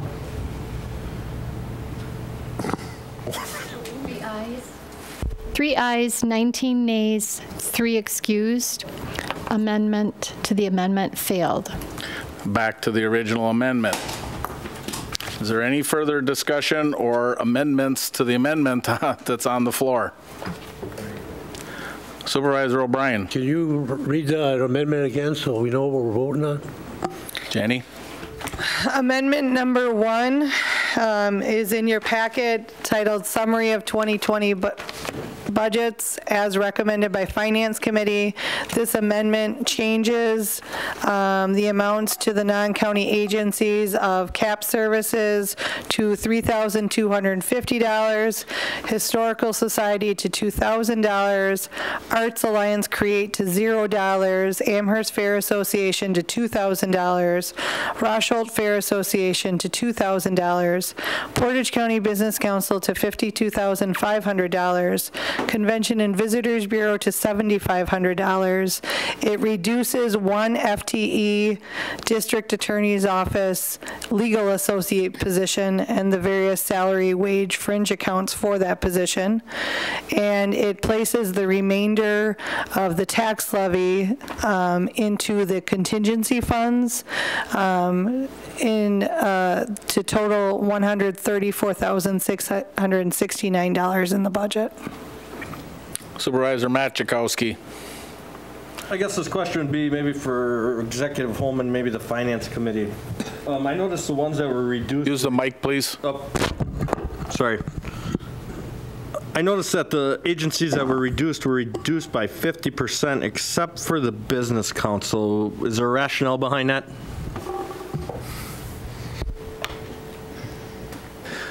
Sure. The primary rationale was based on the comments I heard from the board. You know, there was, and from the public for that matter, in terms of do we take all the funding from the Business Council? Do we try to graduate it over time? Do we leave some money in there? And so what I took from your comments at that meeting was don't do it all at once. Don't bring them down to 0 and then figure out how to navigate that. So the Business Council is at the top of the list in terms of amount. Now, one of the other things I've mentioned along the way is that the county, for now, and maybe things change, we're a volatile source for people to rely on when it comes to these sorts of things. So in my own opinion, I don't think it's wise for the county to get too far into other entities' budgets so that if these conversations come up, then it becomes a more dramatic thing for that entity than it should be. That's not to say that you don't want to support them. It's not to say that they don't deserve funding or assistance. It's just to say that our budget is exceptionally complicated as it is, and I appreciate the complexity in other budgets as well, but I would rather see, for the time being anyway, the county investing in other non-county agencies at a level that is something we can consistently support given the status quo, but also something that doesn't put us into the position of navigating other entities' budgets. Another point of clarification on this amendment. Supervisor Matchuk. Thank you, Mr. Chair. In the amendment that is written here in our packet, it says that the non-county agency budget incrementally over 2 years. Can we assume all these that are cut this year will be at 0 next year? Or can we not do that language in a one-year budget? mean, ultimately, you could do it any number of ways. Like, I did it over 2 years to try to graduate it. I think, and maybe I'm not answering your question. But I just wonder if we can procedurally do that. Can we set a budget this year and say next year you have to budget this? No, yeah, that's a great point. Right. No, like we can't hold the next board to that plan, okay? But what I'm trying to do is say this year we can do this with, you know, and I'll be around next year and I can say, well, this is what we talked about last year. Now the next board could say, you know, no, we're not going to do that. But in my mind, that it lays out a short course that, you know, gives you a picture of how it would work. Chris is the only one that can say he'll be here next year, but I think what he's trying to do is lay out the rest of the framework going forward and try and let everyone know what the intent or what the final plan is for it. Supervisor James Gifford. Before you had trouble with my first name, now it's my last name. I would make a recommendation to all of us, but particularly to Chris. For years, we referred to the Humane Society as a non-county agency. Well, they're performing a function the county wants done, and we have a contract with them. I think we ought to do the same thing, I don't know, actually with the Business Council, because they do have contracts now. So we could stop including them in this non-county agency pot, or whatever we want to call it. Just stay up. Just briefly on the Humane Society, it's a unique, as you know, arrangement. So maybe we can pull that into categorize it somehow differently. But yeah, we have contracts with the Business Council in terms of, you know, what's the expectation, like what are the outcomes generated from the investment, that sort of thing. It's not across the board, but we have a general understanding of what's taking place. But to your point, yeah, the Humane Society is one where there's a county function, there's municipalities functions all wrapped up into a contract that kind of facilitates everything for everybody. Okay, we have back to the original amendment that's on the floor, and we have a second. Everybody understands it? Okay, this is just on number 1. All those in favor vote yes and oppose no.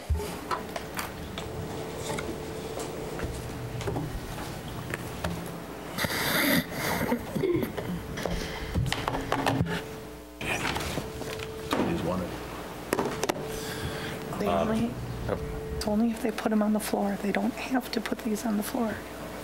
This will pass. 18 ayes, 4 nays, 3 excused. Amendment number 1 carried. Supervisor Laddick. Yes. Now is your time to speak. Okay, great. Thank you. Okay, budget amendment number 4 increases Sheriff's Patrol $34,616 from the contingency funds to fund the additional sheriff's deputy to start July 1st, 2020 or later. This will have no effect on property tax levy or the Portage County Healthcare Center funding or budget.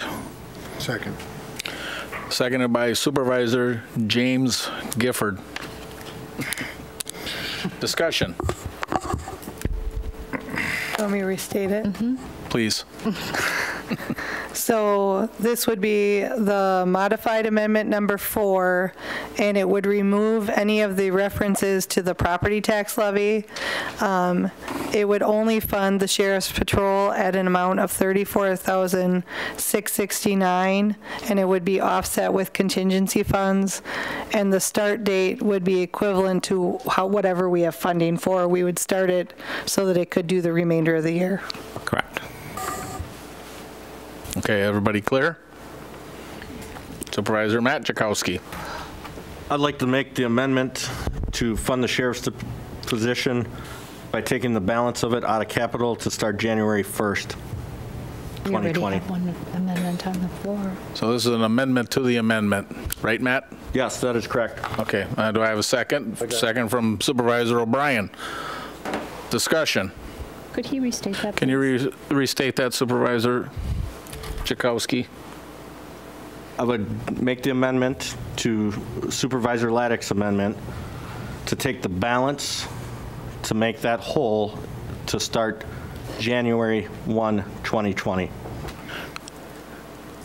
So I guess Taking capital. Taking it out of capital. Out of capital, yes.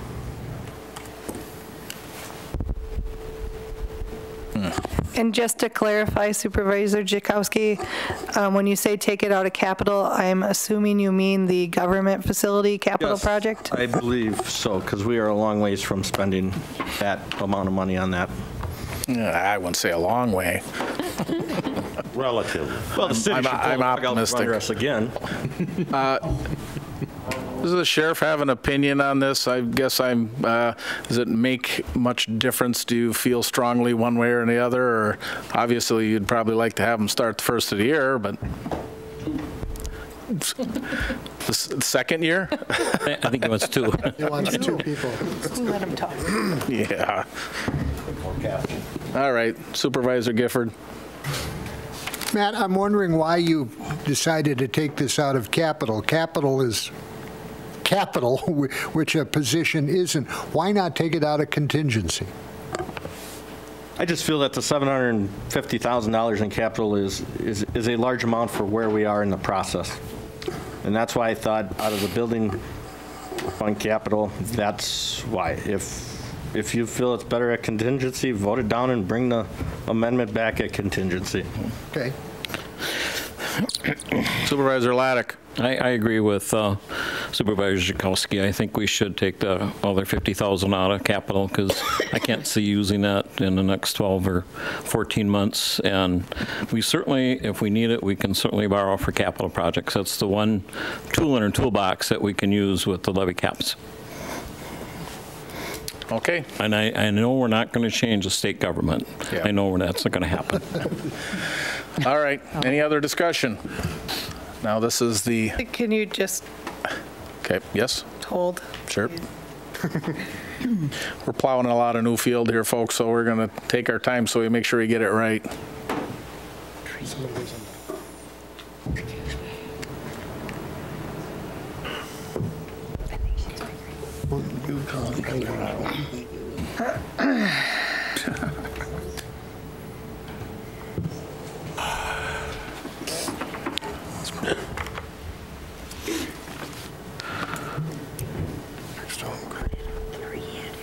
No, somebody's got to bring that up.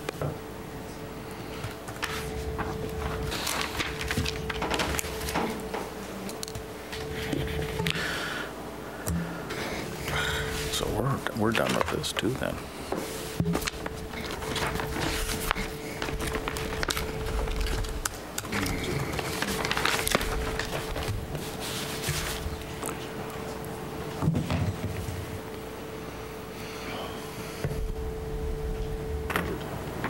We still got this one.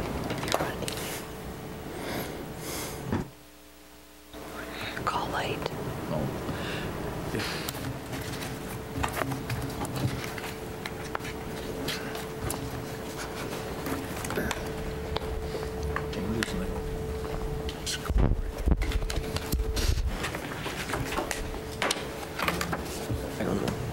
Okay, ready. Okay. You should correct me if I'm wrong. All right. Okay, so to restate, the amendment to the amendment would, for number 4, would increase the property tax levy in the general fund $48,533 to fund the sheriff's deputy patrol position. The use of contingency funds would bring the contingency funds back down to $100,000. We would be utilizing $34,669 towards the position, and the property tax levy, operational levy in the capital improvement fund would be reduced from $1 million to $951,467, with the reduction of $48,533 towards the government facility project. Correct? Correct. Thank you, Jenny, and I apologize for making you do that. Okay, everybody understands now? We're voting on the amendment to the amendment. No other questions? All in favor, vote yes, and opposed, no.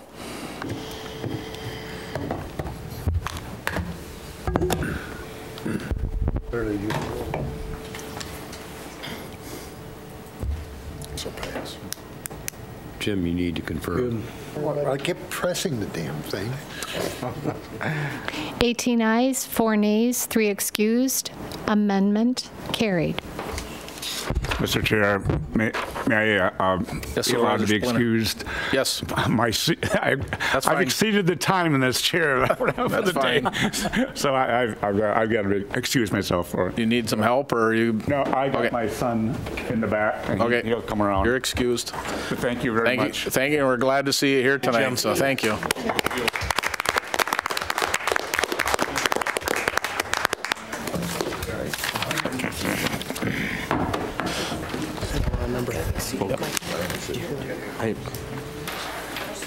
Two's dead.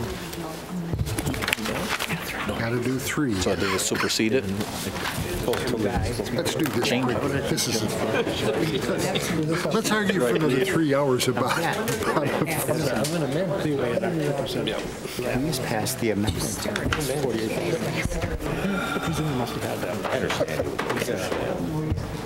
No, we don't. That was number 4. Oh, we passed that amendment. Now we got it.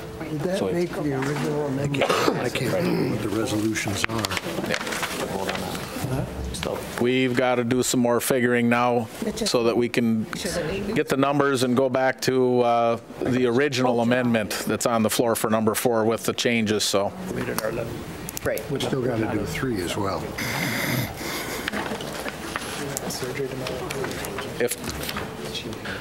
If there's no objections, it gets approved with the budget. If there's no changes to it, I don't have to vote on each one of them individually. That was for the 50. Larry, can you explain that? Right, so why do we need to vote? Now we need to vote. Nobody has any objections. There's no objections, it goes through. Well, no, I mean, yeah, we still actually haven't voted on the original motion, have we? Right. Okay, we just leave it, we just, gotcha. Yeah. Okay. Thank you.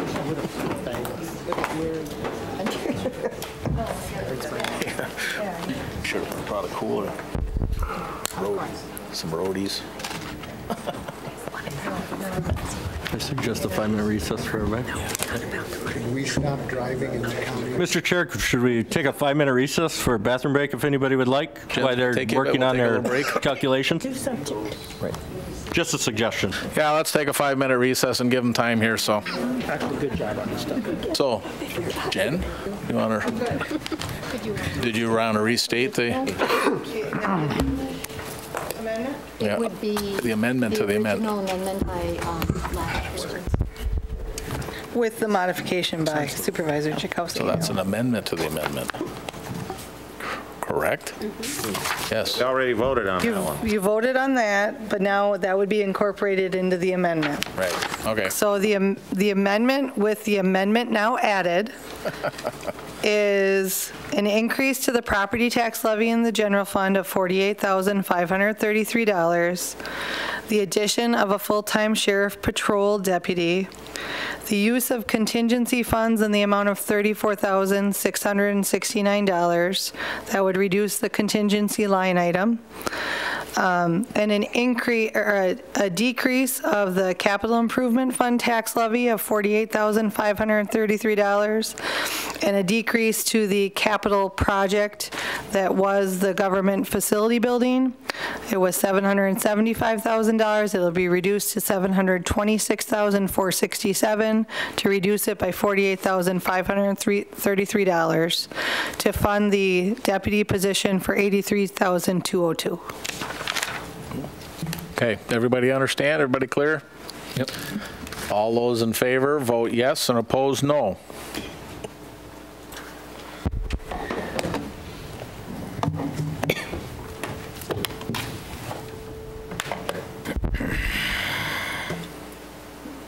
Very good. 21 ayes, 4 excused. Resolution adopted. All right, I will need an amendment or a motion to put number 3 on the floor here as well, so. If they so choose. If you so choose.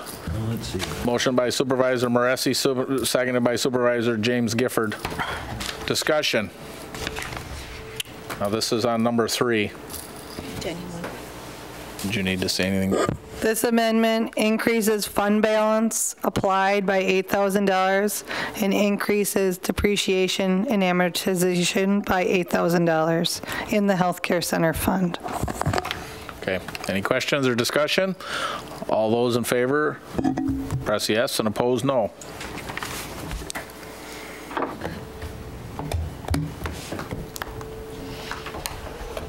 So. 21 ayes, 4 excused. Amendment carried. Jen, do we need anything else on that then? Unless they're throwing out any other amendments. Are there any other amendments other than what we've stated already? Any other wishes? Supervisor Barry Jakowski. Thank you, Mr. Chair. I'm going to need maybe a little clarification from Executive Holman.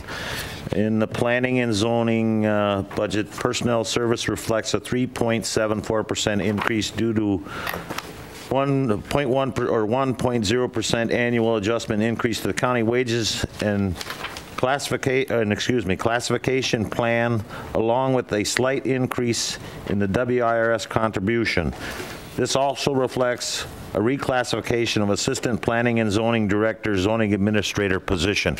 Can you refresh my memory? And I think we were told at the committee level that was about $4,000. Do you want me to look it up?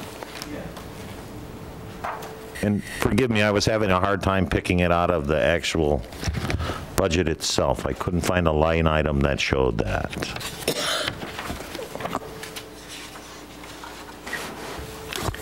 The amount is $3,971 as estimated from Human Resources, and it's on appendices page 14.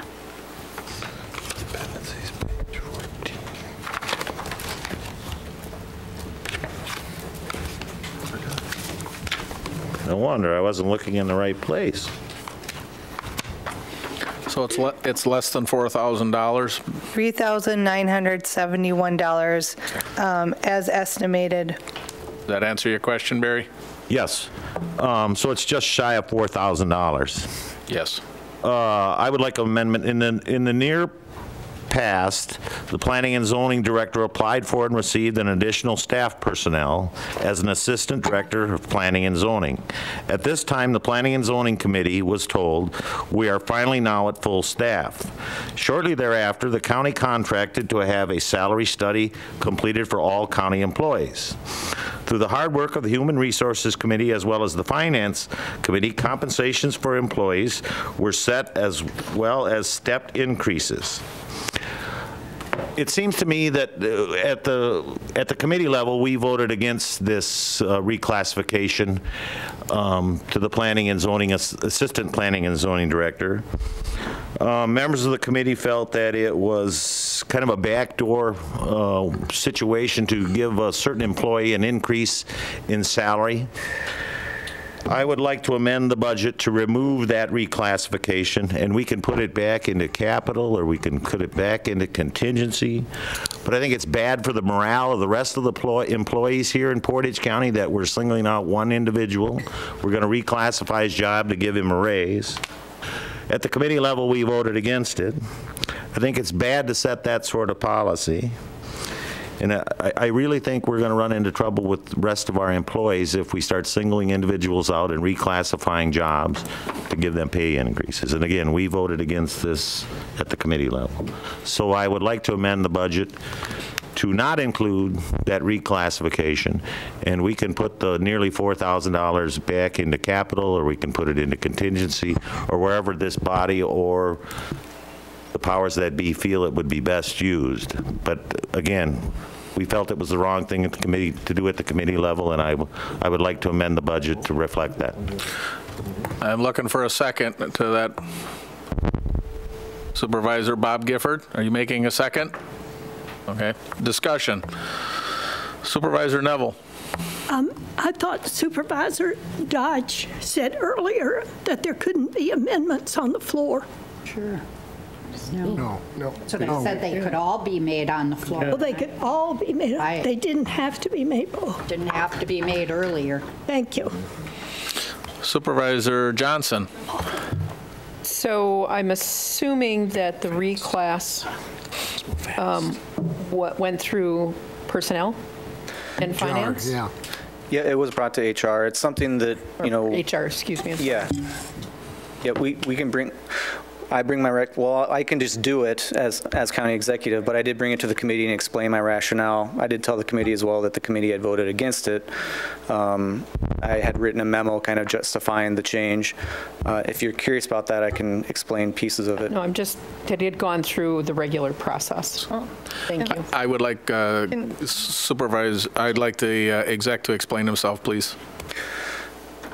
It was a request that came out of the department, primarily because years ago, before the Planning and Zoning Department kind of was consolidated, they were each constituent departments, department heads, and for, I think it was at least 30 years, there was a separate zoning coordinator. Now that person, whoever has that authority, is the final say in the county on anything up as it applies to ordinances and violations.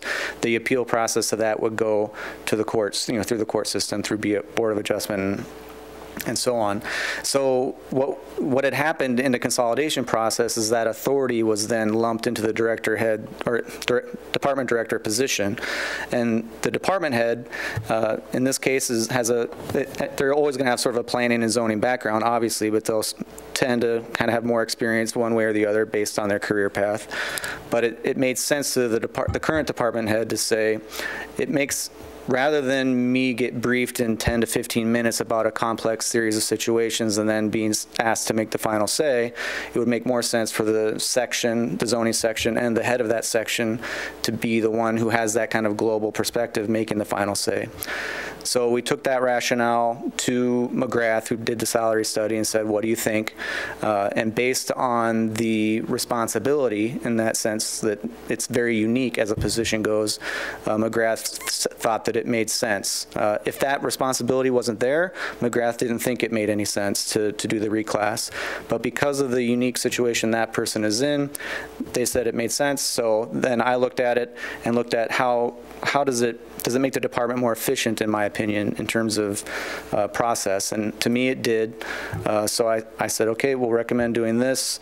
We did look at 7 other counties in the area to see like where are other similar positions in our region, and the reclassification that's recommended as part of the budget fits within that the 7 counties we looked at, which were Marathon, Outagamie, Eau Claire, Marathon, Washington County, Waukesha, and Chippewa. So it was good to see that it fit within the realm of expectation as well. Mr. Chair, if I may. Jenny's good. I just wanted to clarify the source of funding as contingency funding, or source we would be putting it. That's what the offset. That's fine. We can go back to contingency. Thank you. Supervisor James Gifford. Well, I'm chair of HR, and this came to us as well. And the executive explained some of the reasons why. We heard nothing from, the parent committee offering us any reason why they turned it down.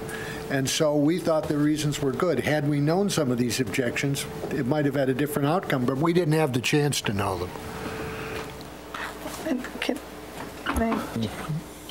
Jenny. I just also wanted to point out in terms of procedure and policy how the positions and reclasses get added to the budget. It's notice only to the Finance and Human Resources Committee on what's going to be placed on the budget. Neither committee acted on those. Supervisor Barry Jakowski. I would also like for you all to keep in mind that when we added the assistant planning and zoning director and lessened the workload of the planning and zoning director himself, not the assistant director, but we lightened the workload of of the planning and zoning director.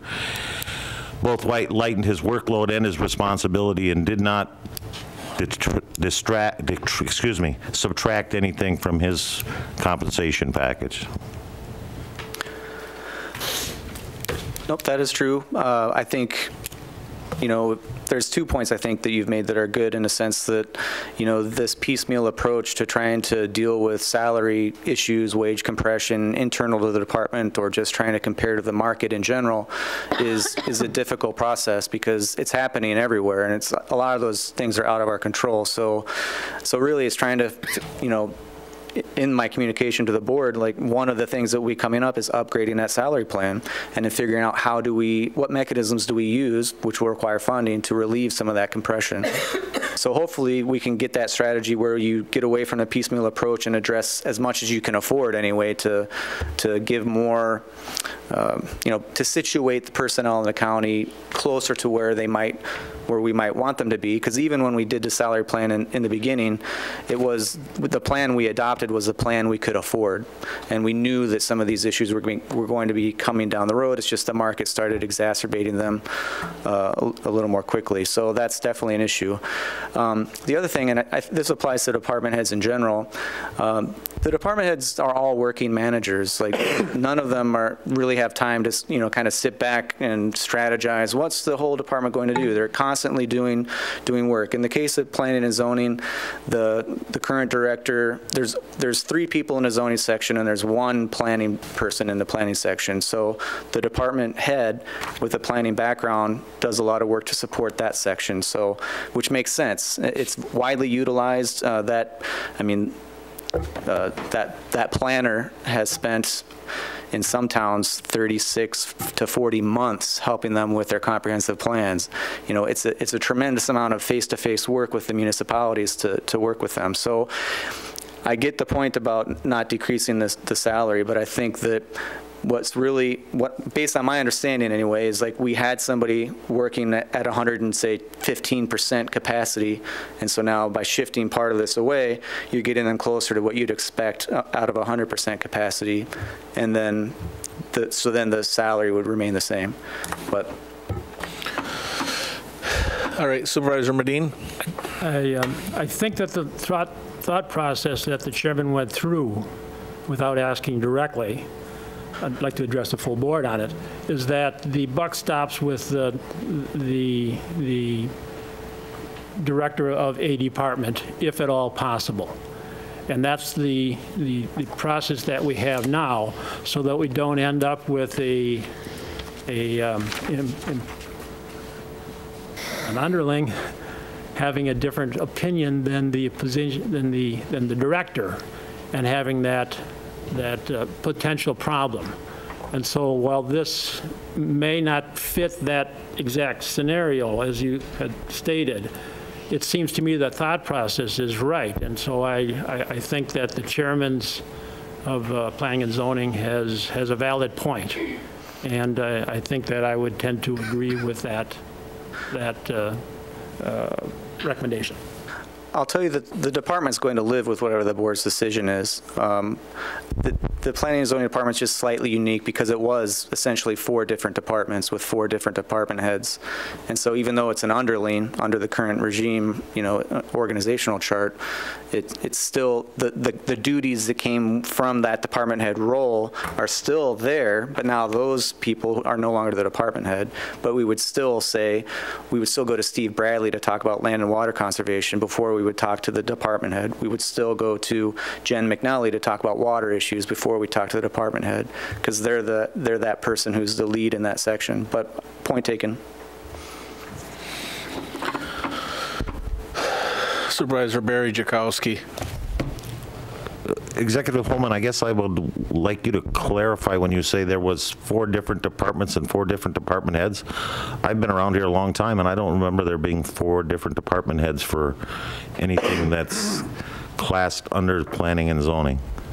Well, my understanding of the history of that department before the consolidation was that the entities that make it up today were more distinct. They weren't all lumped together like they are now. And so, the people who now head up those sections were more autonomous than after the consolidation effort. I don't remember the exact date when that took place, but I don't either. I'll look into it. I'll get it back. I'll get the information I have on that. I'll get back to you. Barry. just to refrain, I think the committee voted not to support this for the fact that we thought it was bad policy to single out one individual when we had, in the near past, done a salary study. The salary study showed that we thought we were going to be setting precedents for other individuals that had just gone through a salary study. I think we did what we could afford, and I think everybody lived with it, and I think we thought we would be setting bad policy and giving a single individual a raise, and I just don't think this is the place to do it in a budget. Supervisor Johnson.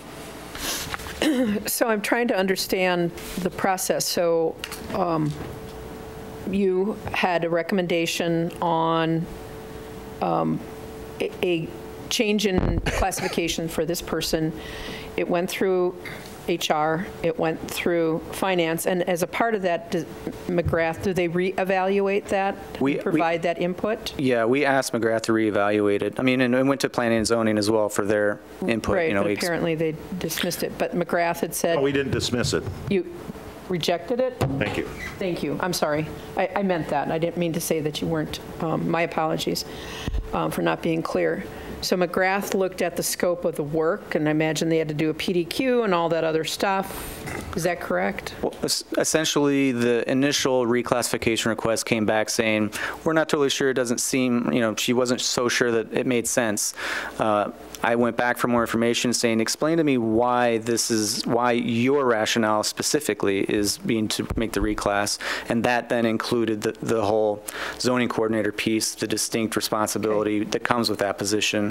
And then the department has rationale, and then my own kind of surveying the department rationale. And then it made more sense to McGrath at that point. And so I moved forward with the recommendation to do it. And thank you. So my question is to the exec, so it was put to the other committees for their input or their action? Really, it's kind of, it's for their input, essentially. They didn't act on it. I mean, they can act and say, we reject this, we don't support it, but in terms of the mechanism of actually carrying it through and putting it in a budget, that was me. I mean, I could say, I'm not going to bring it to any committee, but I'm of the opinion that I want to bring it to the committees and say, what do you think? Now, in this case, the committee and I disagree, but that's okay. And like I said previously, if the board decides to move in a different direction, the department will live with it. It's just one other decision of many, many other decisions. Supervisor Dodge. So if we vote to remove this from the budget, you are within your authority to restore it if you decide strongly that you're in support of it? Well, I suppose if you voted to remove it, that I could veto that, and then we could have a veto override meeting. But I mean, I put it in the budget already. We're talking about taking it out. If it comes out, I'm just telling you the department will live with it one way or the other. But I mean, I offered much more rationale to the committee, to HR, in the memos that I wrote to say, here's what's going on. But and if there's rationale that I had offered up that didn't make any sense, we can have that discussion too. But you're wrong. You can't veto something to put it in. You can only veto things out.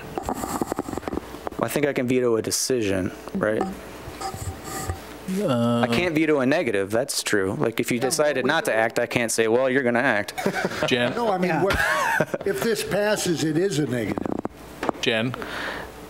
So vetoes, from my understanding how they work, is if the board puts something in the budget, if it was vetoed, it would take it out, but a veto won't put something back. Okay. So either way, I mean, I'm telling you right now, I wouldn't veto what the board's decision is. The department will live with it one way or the other, if the world was different. Yeah. Is there any other discussion? Do we need to restate?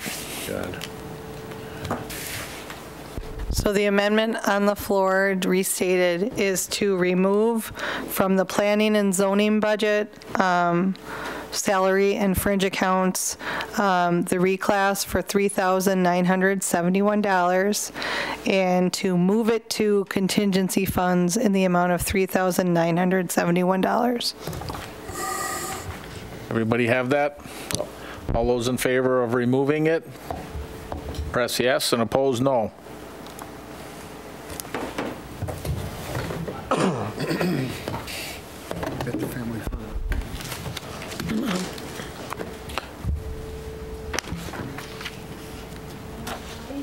12 nays.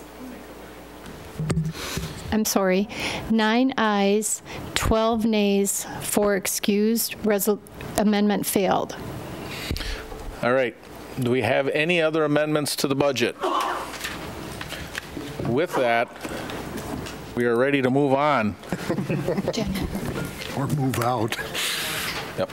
And do we need an amendment to amend any amounts within the resolution? Total. 5.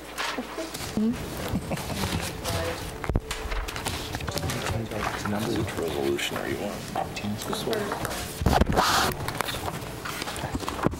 So with the amendments that you made, in terms of the resolution that you're on, which is adoption of the 2020 Portage County budget, the budgeted amount that's listed in the amount of $796,455 would be replaced with $109,784 or $784,455, and that would be replaced in the fifth whereas, the fiscal note, and the now therefore be it resolved. I can take a motion. All those motions All did those that. motions resulted, so she's just clarifying. Okay, so that was just a clarification, so. Oh, there's more to come? Yeah. We're all good now, everybody? I'm good. Same amount you have? Jen, last year we did make a motion to amend it. I don't think you were on. Sure. Okay. 5. Because you're changing the original document. I'll take a motion to reflect the finance director's statements. Motion by Supervisor Dodge, second by Supervisor Loddick. Discussion. Supervisor Machikowski.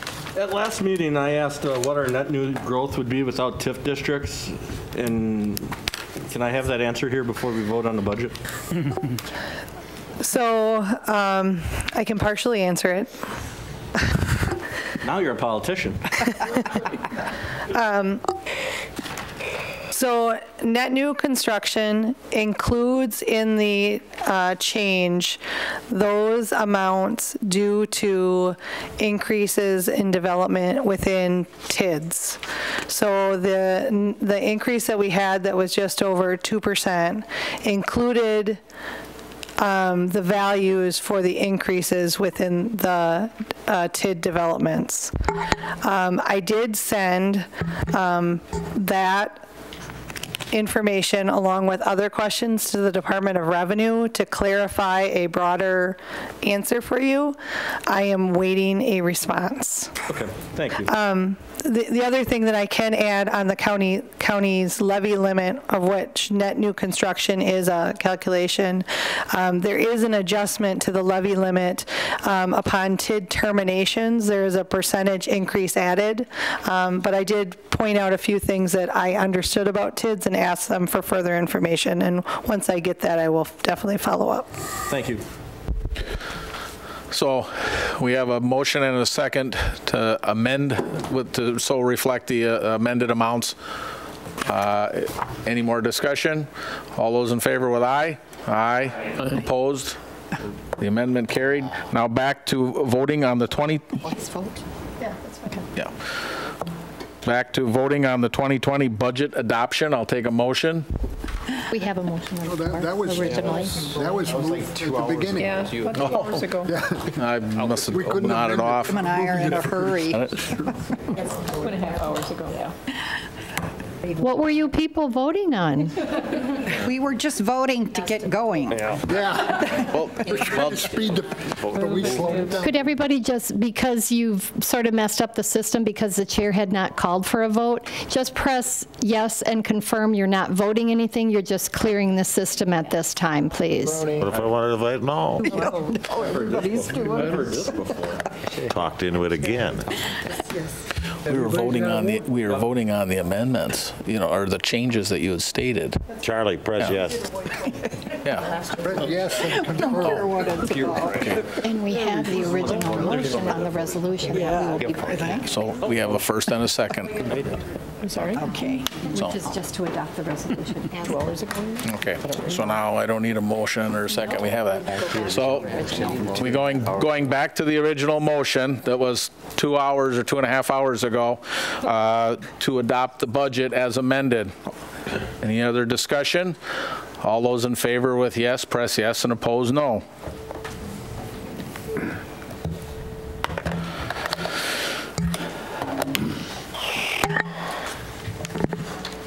Unanimous. 21 ayes, 4 excused, amended, resolution adopted. Good. It's a heavy lift.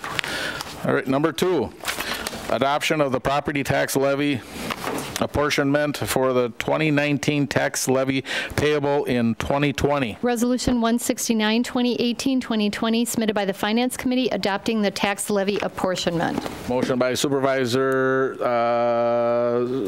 Rakowski, seconded by Supervisor Bob Gifford. Discussion. All those in favor, press yes, and oppose no.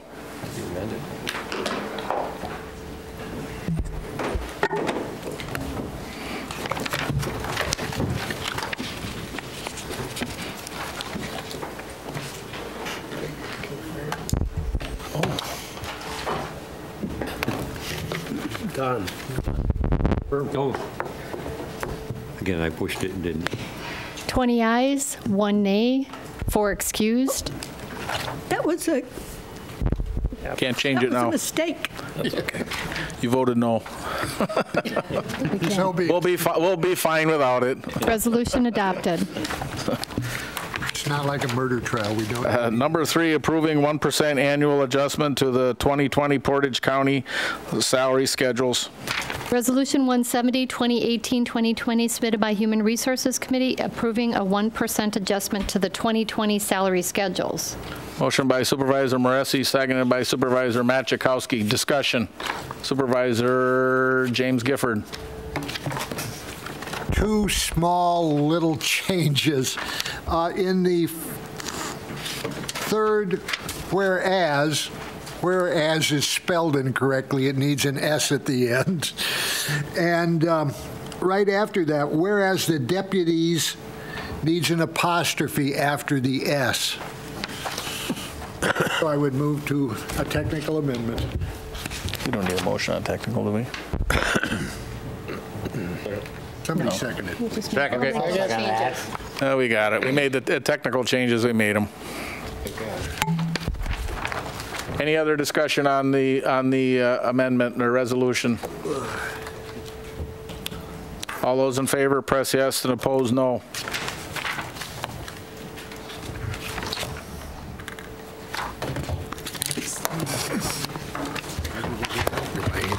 The night is getting long. Thank you. 21 ayes, 4 excused, resolution adopted. Number 4, approving a 59-month contract renewal for managed print services to E.O. Johnson. Resolution 171, 2018-2020, submitted by the Finance Committee, approving the contract with E.O. Johnson for management services. This resolution will need a few technical amendments to change the date of the resolution to today's date, November 4th, as well as striking reference to year 2 in the resolution and the contract summary. If you note, it is listed twice, and that just needs technical to remove year 2 in both of those documents. So I motion by Supervisor Dodge, seconded by Supervisor Laddick. Can I get them to include those changes in their motion? First, put it on the... It's on the floor, so I'll need a motion to make those technical changes by Supervisor Barry Jakowski, seconded by Supervisor Moresi. On the technical changes, any discussion? All those in favor with aye? Aye. Opposed? Motion carries. Back to the original resolution. Any discussion? Supervisor Matt Jakowski. 2 questions. The first question is, what percentage increase is this over the current contract? And the second question, was this put out for bids? No, we don't have a purchasing director here. Is IT here? Is IT here? Out here? Nope. Okay. The big question did come up at committee, and initially when we were looking at it, nobody just turned the page to see that it was actually a state bid. So nevertheless, because of the questions at the committee level, we still met with E.O. Johnson to verify that every aspect of that contract was state bid and not just a portion of it where other pieces were not. And so that was all verified and brought back to Finance Committee for their approval or further decision. Thank you. Answer any of the rest of it or take a shot? If you don't have the other one. Yeah, we can try and look it up, but no, you're fine. We're moving. That's answered your question. Yeah. Did somebody else have their hand up? Supervisor Johnson. Thank you, Mr. Chair. Mine is just a question, something for future consideration is, I know these contracts are based upon an estimated amount of printing that's going to be done. In the future, looking at reducing the amount of printing done. I know I'm under mandate as a department head to look at all the things that we have printed. We have to start reducing. I think it's 10% or 20% over the 5 years paper printing reduction as a method of saving money. So it's just something to think about for the future as a way to maybe rein in some of those costs. Thank you. Anyone else? Any other discussion? We have a motion and a second. We have a motion and a second. All those in favor, press yes, and oppose no.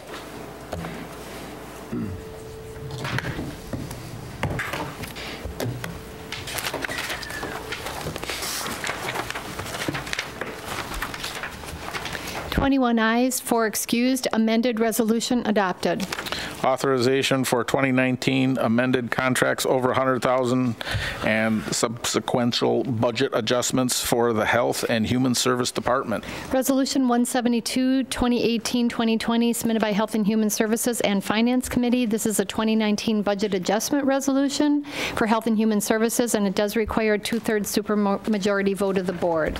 Motion by Supervisor Dubek, seconded by Bob Gifford. Discussion?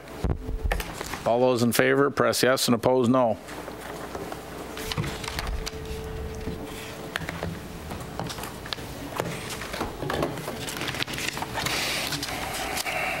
Ayes, 4 excused, resolution adopted.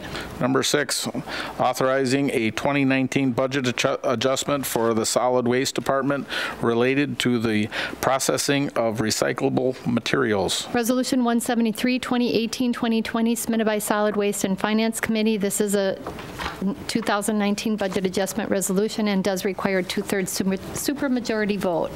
Motion by Supervisor Moresi, seconded by Supervisor Moreau. Any discussion? All those in favor, press yes, and oppose no.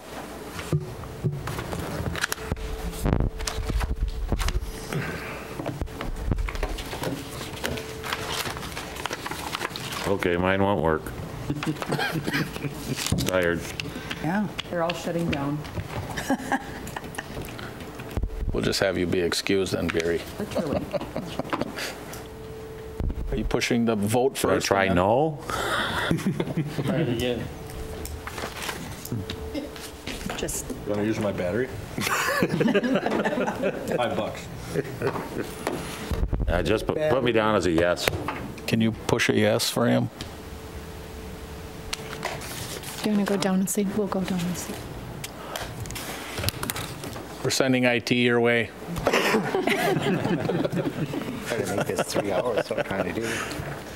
She's only got 39 days left. 38. 38. She's only got 38 days left. Supervisor James Gifford. I tried. While we're waiting, I'd like to ask our soon-to-be new county clerk if she's rethinking her taking. We're starting a pool to see if she comes back tomorrow. Haven't you seen me writing all these notes saying this isn't how it usually is? Yeah. Your battery. It's a dad. Dead battery. Jim, you'd be glad to know she's a dog person. She's got a dog. All the good. A really cute one. Oh. Mr. Chair, request from Finance to get some batteries. We need a budget adjustment on that. Yeah, right. Sorry, I already voted on the Did you get it? Yeah. Takes Astro's batteries. He's not here. All right, you can hit it. 20 ayes, 1 abstained, 4 excused. Resolution adopted. Number 7, authorizing a 2019 budget adjustment for solid waste department due to increased transfer facility volume. Resolution 174, 2018-2020, submitted by Solid Waste and Finance, 2019 budget adjustment for solid waste requires 2/3 supermajority vote. Motion by Supervisor Moresi. I need a second. Second by Supervisor O'Brien. Discussion. All those in favor vote yes, and opposed no, and we'll see how Barry does this time. Yeah.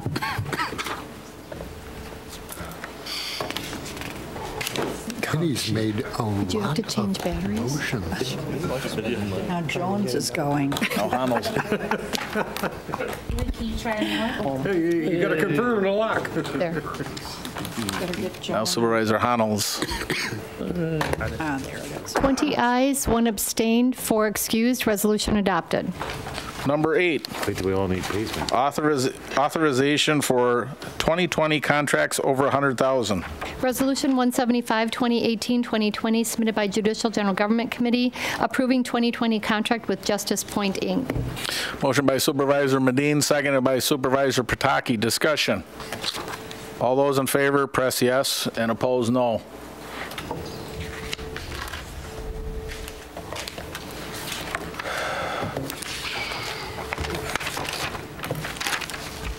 Twenty-one ayes, 4 excused. Resolution adopted. Number 9, approving and authorizing QBE as the stop-loss provider for Portage County Health Insurance Plan for 2020. Resolution 176, 2018-2020, submitted by Human Resources Committee, approving the 2020 contract with QBE. Motion by Supervisor Rakowski, seconded by Supervisor Machakowski. And I remember we asked about these letters. That's what their company stands for. Because I had the same question. I see Supervisor Johnson thinking the same thing. So we covered that last time. We have a motion and a second. Any discussion? All those in favor, press yes, and opposed, no.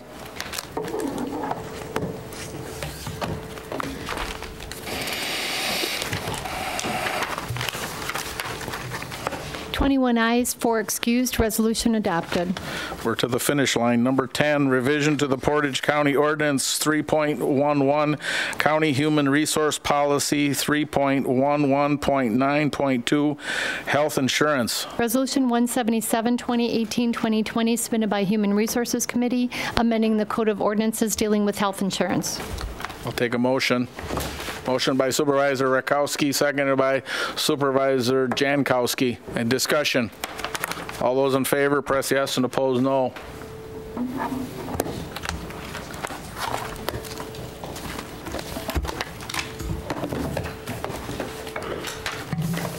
Twenty-one ayes, 4 excused. Resolution adopted. I'll take a motion to adjourn. Motion by Supervisor Dubek, seconded by Supervisor Gussel. All in favor of aye? Aye. Opposed? We're adjourned. Thank you.